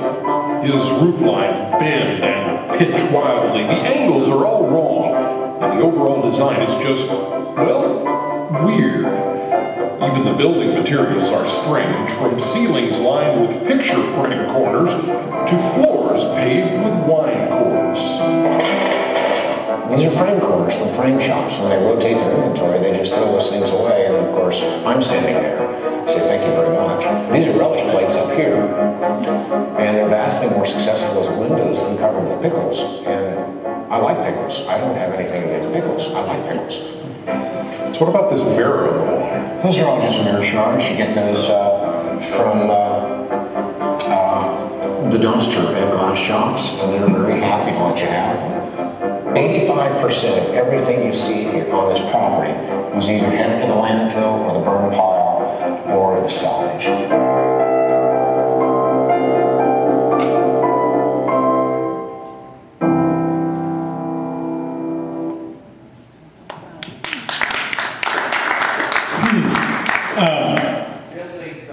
Yeah, right. You can't do that here. Well, we were talking about that earlier today in another conversation. What that clip didn't convey, it actually should have run for about another minute, was that the total cost of the houses that Dan Phillips helps their own builders create is between $20,000 and $50,000 using those recycled materials, and he's already done over 20 of them. So I presented those back to back because I think we are about to enter an era in which the solution of people using recycled materials and getting back to a way of life that is person to person rather than expecting corporations to create Homo evolutus is the choice we're going to face immediately. I think it was no accident that he introduced a quote that said, "There is hope when it seems that everything is finished." Because they are trying to create a scenario for us now in which it seems everything is going to be so chaotic and lost that we only have to accept the kind of system that they are going to present for us. And the reality to me is that their system is so irrational and destructive that we have to abandon it by any means necessary. Whatever it takes, we need to get out of this system. Yes. We need to create our own alternative. There's absolutely no hope in electoral politics. It's completely rigged. I've known many good candidates, from one for the mayor of San Francisco to Mike Copass to other congressional candidates, and you cannot win that game. It is so absurdly rigged. In the Republican primary in New Hampshire, Rudy Giuliani somehow got 9.11% in 3 districts. What's the statistical probability of that? I think it's, somebody just playing with us and basically flipping us the bird as, they're just telling us they can do whatever they want with a little instance like that. Anyway, I would like to conclude because for me the most rewarding parts of these nights are always the interaction, and it's one of the reasons I left out a lot of things in terms of alternatives of wind power, solar power, water power, etc. Because I can always learn a lot more, or we can all learn together a lot more by that interaction. So I'd like to conclude with no more poems and no more songs, and just have a talk and see what we can do here.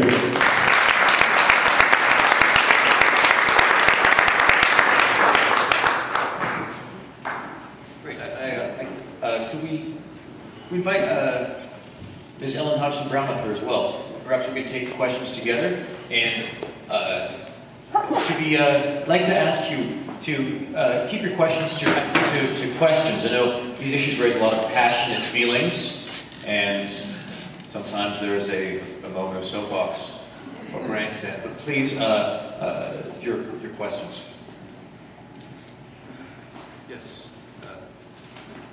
Yeah, I know you kind of downplayed the potential of working through the existing political system, and I'm wondering what your response would be to an effort, this grassroots effort, to start here in San Diego, to take the resolution process and work it through the California Democratic Party to address some of the critical issues you raised today. One is reforming the national bank system, and the other resolution deals with stopping the debt money and going to the greenback. there still hope, and can we encourage people to do that? My feeling, there is absolutely no hope through the electoral system and a process like a resolution that's statewide through the Democrat Party.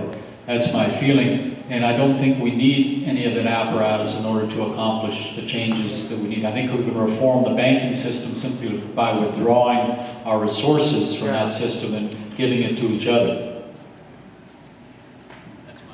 I guess I have more faith in the political system. I think it's a good idea.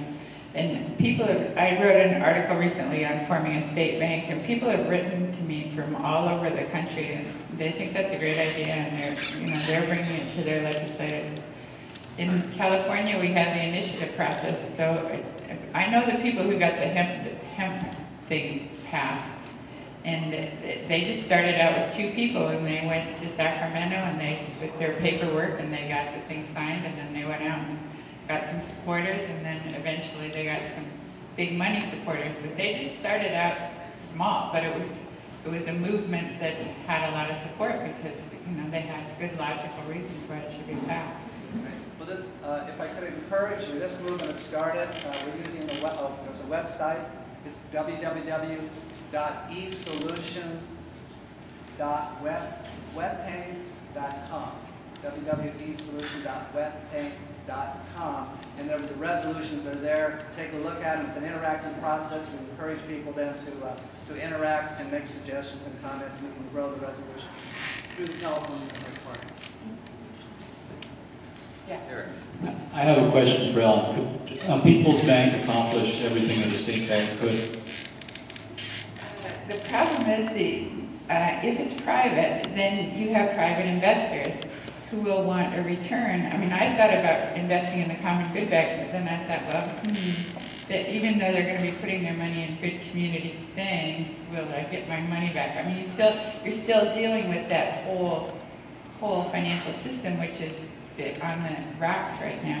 Whereas a state bank has the potential. First of all, they can put all their government revenues in it, so they have a lot of money. That's what they do in North Dakota. Fan that into 10 times that sum of loans.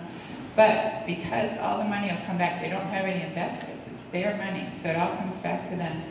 Plus the interest comes back to them, and they can set the terms. I mean, if you owned a bank, you don't necessarily want them making 0% loans to things in the community because you might lose your money. But if you're a state bank, you can make 0% loans to yourself and then use that money that you create as credit to start projects. You do it by something called accrual accounting, or double entry bookkeeping. You write your project up on one side and you write the dollars up on the other side, and then you write that into your account, and then you just draw on the account and pay the workers to build the thing.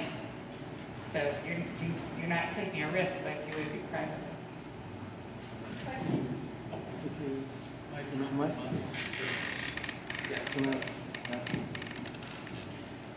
In the front. Stuart, see you. All right. Can you both speak about NESARA? I'm sure that you both heard about it. NESARA. Could you paraphrase his statement? He said, can we talk about NESARA, which is do you know what it is? It's the NESARA. They're projecting that this secret plan has already happened and we're just waiting for it to manifest. Well, I've read that for years and nothing has happened, so I seriously doubt there's anything to it. But there was a real NESARA bill. There are 2 NESARAs. So there's 2 NESARA websites, and there was a real NESARA bill brought by a man in Louisiana. It made a lot of sense. It was, a reasonable thing, but the bill was never brought before Congress. And the other one that's on it is a Doug or somebody, it's a more sort of channeled website. There's no, I don't think. Actually, I think that Dove is the legitimate one, and the other one is the illegitimate one. But basically, NESARA is a whole plan to restructure the whole United States economy. It's all figured out in every detail. It's just that I've read about it for years, and they always say it's already happened or it's going to happen next month or something, and it But even though they haven't declared it, it doesn't happen, the plan itself is in existence. They have it all figured out with all the details. Sounds like we've got some Google homework. Ms. Sara. Yes, in the front. The people who started that bank, was it North Dakota? Yeah. The people who started the bank in North Dakota, that was quite a long time ago, right? And when you picture today with the few people who have all the money and all the power and are trying to even extend that around the world, looks like a pretty formidable thing to make changes, unless it's a possibility that we could start on a small community level to recreate something for ourselves. I wonder if there's any chance you've seen some design that we could start to do with each other. You could actually start a bank like that at a city could do it. A very small group could do it, but it does work better mathematically if you're a government entity rather than a private bank, because then you're going to have to comply with all these capital requirements and pay your shareholders and just have all the problems that any private bank has right now. But you could, even a city could do it, a town could do it. In 1919, when they did it in North Dakota, it was a serious struggle for them. There's a movie about it called Northern Lights. I haven't seen it, but I'm trying to get it. They had to form a populist movement. They called it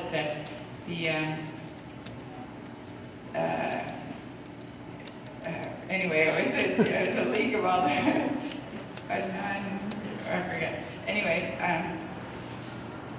so that was difficult for them. You know, the banks then were even more in control. It was the age of the robber barons, and they did it. So I think it could be done now, actually, in some ways more easily. In Michigan, I know they're trying to bring a bill. I mean, they are so bankrupt in Michigan.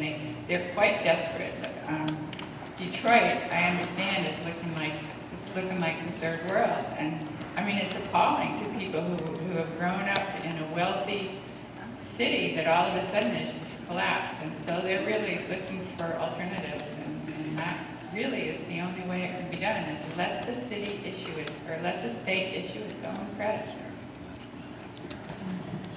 I definitely favor the more local model and the idea of pooling resources of any kind that can be useful, to think that we are about to enter an apocalypse and to protect ourselves as much as possible. And that can take the form of a practical Grange kind of movement, you know, where the producers gather together, whatever they are happening to produce, or better yet, a variety of producers gather together. But we really have to take steps to create a world that does not at all depend on supermarkets or gas stations or anything else, because it's not going to be here for very long. If it is here, we who are protesting it or trying to combat it will not be here. I just scratched the surface of the preparations for martial law because it can be frightening and intimidating, but believe me, that will happen unless a mass movement arises. And it's, I think, most effective if it has a lot of local roots that can succeed. There's nothing stopping us from tomorrow walking out and creating our own, you wouldn't even have to call it a bank, you could call it whatever you want, but a means of sharing financial and other resources instead of paying taxes. Anyone, you know, I won't say anymore. The gentleman here in the front. Have you heard of the Food Safety Act that's being proposed in Senate and House bills, and its impact on organic farming? Yes. And then also the likelihood of people being rounded up into FEMA camps. I wanted to get your opinion on that. And which FEMA camp would be the nicest to be rounded up in? I favor Santa Barbara. Yeah, it's all true in terms, there's two bills actually that relate to that. There's HR 645, which is calling for 6 enormous new detention centers. They've been building detention centers, again, they've been steady at it for this century. But you might remember that Kellogg Brown Root got a $385 million contract in January 2006 to build detention centers there was a graphic published in the New York Times in December showing the expanding circles of private institutions that were, they usually couched it in other things. They're supposed to protect people in the event of an epidemic, or these are for immigrants, and et cetera, and so on. So there's that piece of legislation, and the first one, the one you mentioned, if you read in depth in it, it does appear to take away the capacity of organic farmers to operate without regulation by powers that would definitely want them out of business. They kind of have to fight those powers now, but that bill would introduce a lot more means for those powers to put organic farmers out of business. I think that was the real intention of the LBAN spray, that Stop the Spray movement that I brought up earlier, because the USDA had a map that extended across the United States, and it had a remarkable amount of synchronicity with the organic farming regions of the United States. So, and it also should be noted that the fellow who is the new Secretary of Agriculture has close connections with Monsanto. I would say on the FEMA camps, that's what governments do. I mean, they do plan for that when there's civil unrest and things fall apart. The way to get out of that is, what we should have instead of camps with the barbed wire going in is we need some housing for those for that tent city outside of Sacramento and so forth. So the problem is just funding it. We need to put up some real housing instead of detention camps where we're keeping homeless people who would otherwise be revolting and would be restless and doing destructive things. And the way, so the only issue is funding it, and the way you fund it is very simple. You merely create the money, and because all money is a receipt for goods and services delivered to the community. So you, the community, write these little receipts, you pay your workers, you pay for the materials go into the thing you build. The thing is, it generates money, well, like rents, for instance, or alternative energy would generate fees or whatever. The fees go back to pay off the loan. It's not inflationary, it's just that the money originates with the community and goes out and then comes back. Instead of thinking that you have to have a pile of money first, you have to dig it out of the ground, or you have to take it from someone else before you can lend it. That's not what credit is. Credit is created by the community. The community says, we trust you to pay later or to pay over time, and here's the resources you need. Build the thing and pay us back. That's what credit is. In the front. Sort of addressing this lady's question and tying into what you're saying, isn't there already an example that's been in existence for decades? Isn't that the Poughkeepsie dollar? Is that what it's called? Ithaca. Ithaca dollar, yeah. Could you explain the Ithaca dollar and how that works in relationship to what you two folks are talking about? It's a community currency. So basically, it would... How long has it been going on? 30, 40 years? Something like that? More than 20. 20 years, okay.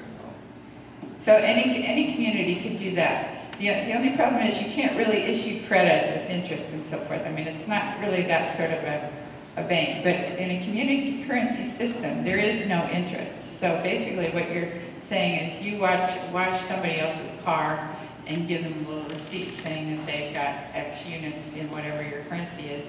And I mean, they give you a little receipt, and then you trade that receipt for somebody else who bakes you a cake or whatever. It's illegal. Sorry? It's illegal. Illegal? No, I don't think so. I think it's legal. The only thing that's illegal are those coins that look too much like Oh, there are community currencies all over the United States, and there are many more outside the United States. There are 1,900, and that was 3 years ago around the world. And most of them are successful. They just have kind of intrinsic limits. If there were a network of community currencies that agreed to exchange, Ithaca hours for Minneapolis heroes, or, there's crescents arising in New Orleans, and when I was in Northern California, I learned about the Mendo Time Bank and so forth. So there's these, and during the Great Depression, there were over 1,000 community currencies in the United States. So it's a great means for generating that kind of community and cooperation that I was recommending. There was a hand in the far back on the board back. Well, just to follow up on that, because that really kind of answers the question. Now that we have the internet, if it's not messing with too much, that could conceivably be a system for that. I was wondering if there are any of these automated systems that anybody puts any stock in that you folks are familiar with, that we should be Googling or whatever afterwards. Sure. As I understood the questioner, the possibility raised was, can we use the internet for community currency, barter, or alternative means of exchange? That, yes, it seemed like that was a booming prospect in the late 1990s, and I know that 650 billion was being exchanged through the barter network in 1997. But to be honest, I don't know much about how it has developed. It has always seemed viable, but at the same time, I have to say, I think the internet is something we can't rely on either. And we saw that tonight when we saw those 2 videos that were pulled. I think they kept the internet as a means of surveillance and commerce. As somebody said in Houston in December when I gave a talk, it's kind of the worldwide wiretap. Yeah. Nevertheless, we should use it to the utmost while it exists, but also plan for the day when it is not there for us to use. Yeah, good question here on the left, sir. I gather you're not from, neither of you is really from San Diego, but I don't know if you'd be interested in commenting. Just last night I heard the city of San Diego is apparently turning over its property, mortgaging its properties to Bank of America on interest-only loans. Oh, how cute. I mean, why are we dealing with these people? Why are we just not, why don't we withdraw all our resources possible from these criminal institutions? Because they have the guns.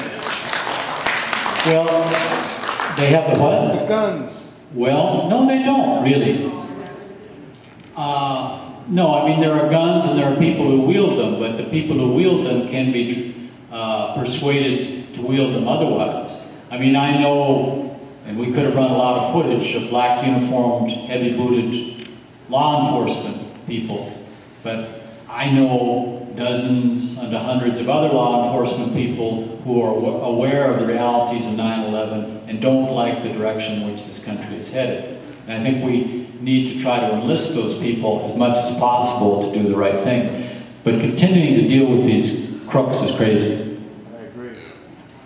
Supposedly the reason the gun to Congress's head was on September 15th, Lehman Brothers went bankrupt, and Henry Paulson went to Congress and said that there had been a $550 billion run on the banks within the space of 2 hours. It was the largest bank run in history, that all this money had been pulled out of the money market funds because Lehman Brothers went bankrupt, and it was the counterparty to many derivatives with all these big banks. And so everybody was fleeing the banks because money market money is supposed to be very secure. You know, if you own a money market fund, it's not supposed to go below $1. That's called breaking the buck, and it did go below $1. So they all pulled their money out at once. So the Federal Reserve opened its window and tried to stem the tide, and it didn't work. And so they called a bank holler. You know, they shut the thing down for a while. And that's when Paulson went to Congress and said that if we didn't step in and do something, that our whole economic system would collapse. So that's what everybody's afraid of. So what we have to do, it seems to me, is set up an alternative system. You have to have your alternative system in place, and then you can let that one go. Otherwise, we do need a credit system. I mean, you don't want to see all your dollars just disappear. What are you going to do? What you want to do is move over in a easy way that doesn't, where you don't lose anything. Build your other system, and then you can let this one collapse because you don't need it anymore. That's the thing, we think we have to have it, and we don't have to have it, but we do have to build something. But don't we need to take our stuffs out of the houses that have held them if we are going to create other houses? Well, yeah, but that's the thing. Like, you could create state banks, for instance, state-owned banks, and then you could move your resources into them. Yes, here. Hi, I have a couple of questions, is that all right, that I asked? Okay. First of all, so I've heard a couple of different numbers about how much has exactly been borrowed. I know mainstream press says it's about like 700 billion or whatnot, but then I hear independently that it's like 4 trillion up to $9 trillion. So can you conclusively or at least give a ballpark estimate of how much exactly has been borrowed as a result of this crisis? Well, it's not exactly borrowed. It's commitments up to 14 trillion, if you want to include Fannie Mae and Freddie Mac. But, for instance, the money that the Federal Reserve this is not money we're going to have to pay back. These are actual loans created in the same way that any bank creates a loan. The Federal Reserve writes the numbers in its books, and then it makes that loan, for instance, to General Motors or to these credit card companies, all those things on their list of things that they were lending to corporations. So that's a good thing, actually. That's the way banks work, is that and banks are frozen now. They can't lend anything because they can't meet the capital requirements set by the Bank for International Settlements. They don't even worry about the reserve requirement anymore because all banks know how to get around it. They use these overnight sweeps and various things. So the Bank for International Settlements stepped in and said, they weren't going to let banks get away with that. In fact, the reason that banks were moving stuff off their books was to avoid the Bank for International Settlements, because everything's risk-weighted, and so their argument was, well, we sold the risk. We still maybe have the loans, but we sold off the risk. So this is zero risk, so we can make more loans. So that whole system has fallen apart because of the Bank for International Settlements. So the Federal Reserve doesn't have those limitations. So it can do what the banks should be doing, but can't because they're frozen. So it's just going into the banking business, which I think is a good thing. It's not going to cost us anything. So there's no impact on us as citizens having to pay this back in? Well, we have to pay back the 700 billion because that was a commitment of the Treasury. But this $8.5 trillion that the LA Times reported at the end of, that's where I read it, at the end of November, that is money lent by the Federal Reserve. It's just created on the books somewhere. Okay, so that's good. And the other thing that I wanted to know is, so for this next year, for the next 2 years, what do you foresee in regards to our economy that you can, just from your experience and looking into that? I know we're going to totally disagree on that, but I'm actually an optimist. Well, I think just this last week, I'm just writing an article on this. I know everybody's going to disagree with me, but the Fed just came up with $1 trillion, $300 billion, which is going to the government, and $750 billion that's going to private entities. Well, they are now acting like a bank, so that we haven't run out of anything. We still have the factories, we still have the workers, we still have the resources. It's just that our credit mechanism froze. And so if they can get that credit going again, we'll be back in business. And I think that's what they're doing. But the other problem is that Geithner is talking tomorrow. I think Geithner is going to say about this TALF program, where I think it's still going to go to the bank. If it's still going to the banks, that is not going to work, and that is just pouring money down a black hole. But if they take money created on the books of the Federal Reserve and they lend it to private businesses, or they lend it to the U.S. government, in other words, the Federal Reserve is funding the government with interest-free money that's rolled over indefinitely. In other words, it's a greenback system. I think it's great. I think it'll work. And in fact, Ben Bernanke wrote about that in 2002. And he's a professor, he's not a banker. There's no reason to expect a criminal to change his or her stripes when their game is over.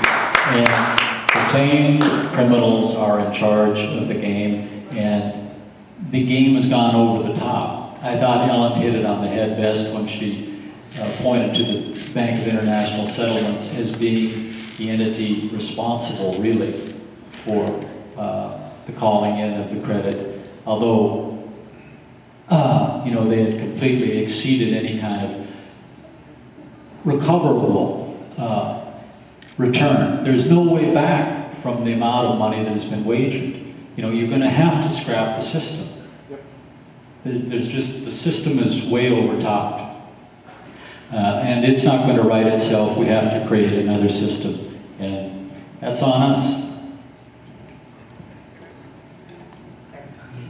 Well, Abraham Lincoln bucked the system and got assassinated. But John F. Kennedy apparently was trying to start a greenback system and he got assassinated. So that's why I think Obama, and I happen to like Ben Bernanke, I like his eyes. You know, it's women's intuition. But I mean, he just looks sincere to me. So Ben Bernanke wrote about this in 2002 when he did his helicopter speech that everybody made fun of. He said the government has a tool called a printing press. He didn't say the Federal Reserve. He said the government has a tool called a printing press, and that we could eliminate taxes by using that tool. But Ben Bernanke said that now head of our Federal Reserve. Well, that's sort of like Frank Baum writing about the Wizard of Oz, which is what I wrote this is a theme of my book, that because he had a Republican newspaper and he had to sound like a Republican in his real newspaper, he could write a children's story with all these symbols in it. In other words, if in fact, it's sort of like the Nassar thing, if in fact there is a solution out there and somebody's trying to do it, they don't necessarily want to stand up on a stage and say, I'm now about to destroy the banking system, because nobody has lived through that yet who has tried it. So you would expect them to do that in a more stealthy, subtle way, but I'm just reading the signs and I think that's the way it's going. There's a three-step process here. Educating yourself, educating others, and then taking action. There's a person who's got an announcement. Yes, regarding something I think that sounds like a positive step forward. Hi everyone. There's a movement online right now called Oath Keepers, and it's the military and the police department. They're saying their oath to the Constitution, and there's 10 guidelines that they're following, and they say they will not follow orders under search and seizure. They will not follow orders under martial law. I can't remember all of them, but just look up Oath Keepers and you can find their blog online. And I think it's a really good movement because the military and the police department are who we want on our side. Yes. Yeah.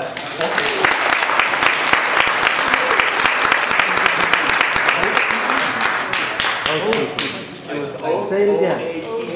Oath Keepers. Well, O-A-T-H Keepers. Isn't there also I want to move to conclude. I think both Ellen, I want to thank both Ellen Brown and Don Paul for coming.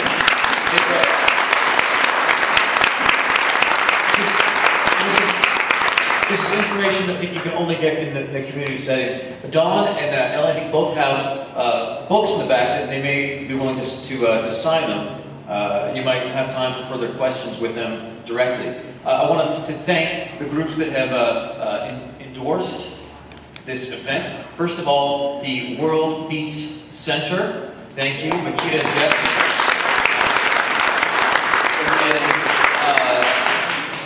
And local community groups. There's Activist San Diego, San Diegans for Not Limited Truth, and I'd like to recognize the San Diego County Community Coalition who's here, Walter Davis, doing independent media. And I invited a number of different members of the media to come, and there's one group, I think you said tonight, the network, I think it's yournetwork.tv, who are here, and I'm so glad that they filmed, and I think they may put up some on their website. Yeah, we'll have the video, both speakers up on our site, yournetwork.tv under videos extras. So this is what's happening. So all around you, people are setting up the same sort of parallel institutions, not the corporate, privatized, necessarily command and control systems, but the currencies, the media, the communication, the food, water, and this, I don't think there'll be no salvation in bunkering yourself down. That's not where we're going to be saved. We're going to be saved through organizing, and this is the window to do it. These next couple of years, while the wheels are still turning. Thank you so much for coming again. Thank you for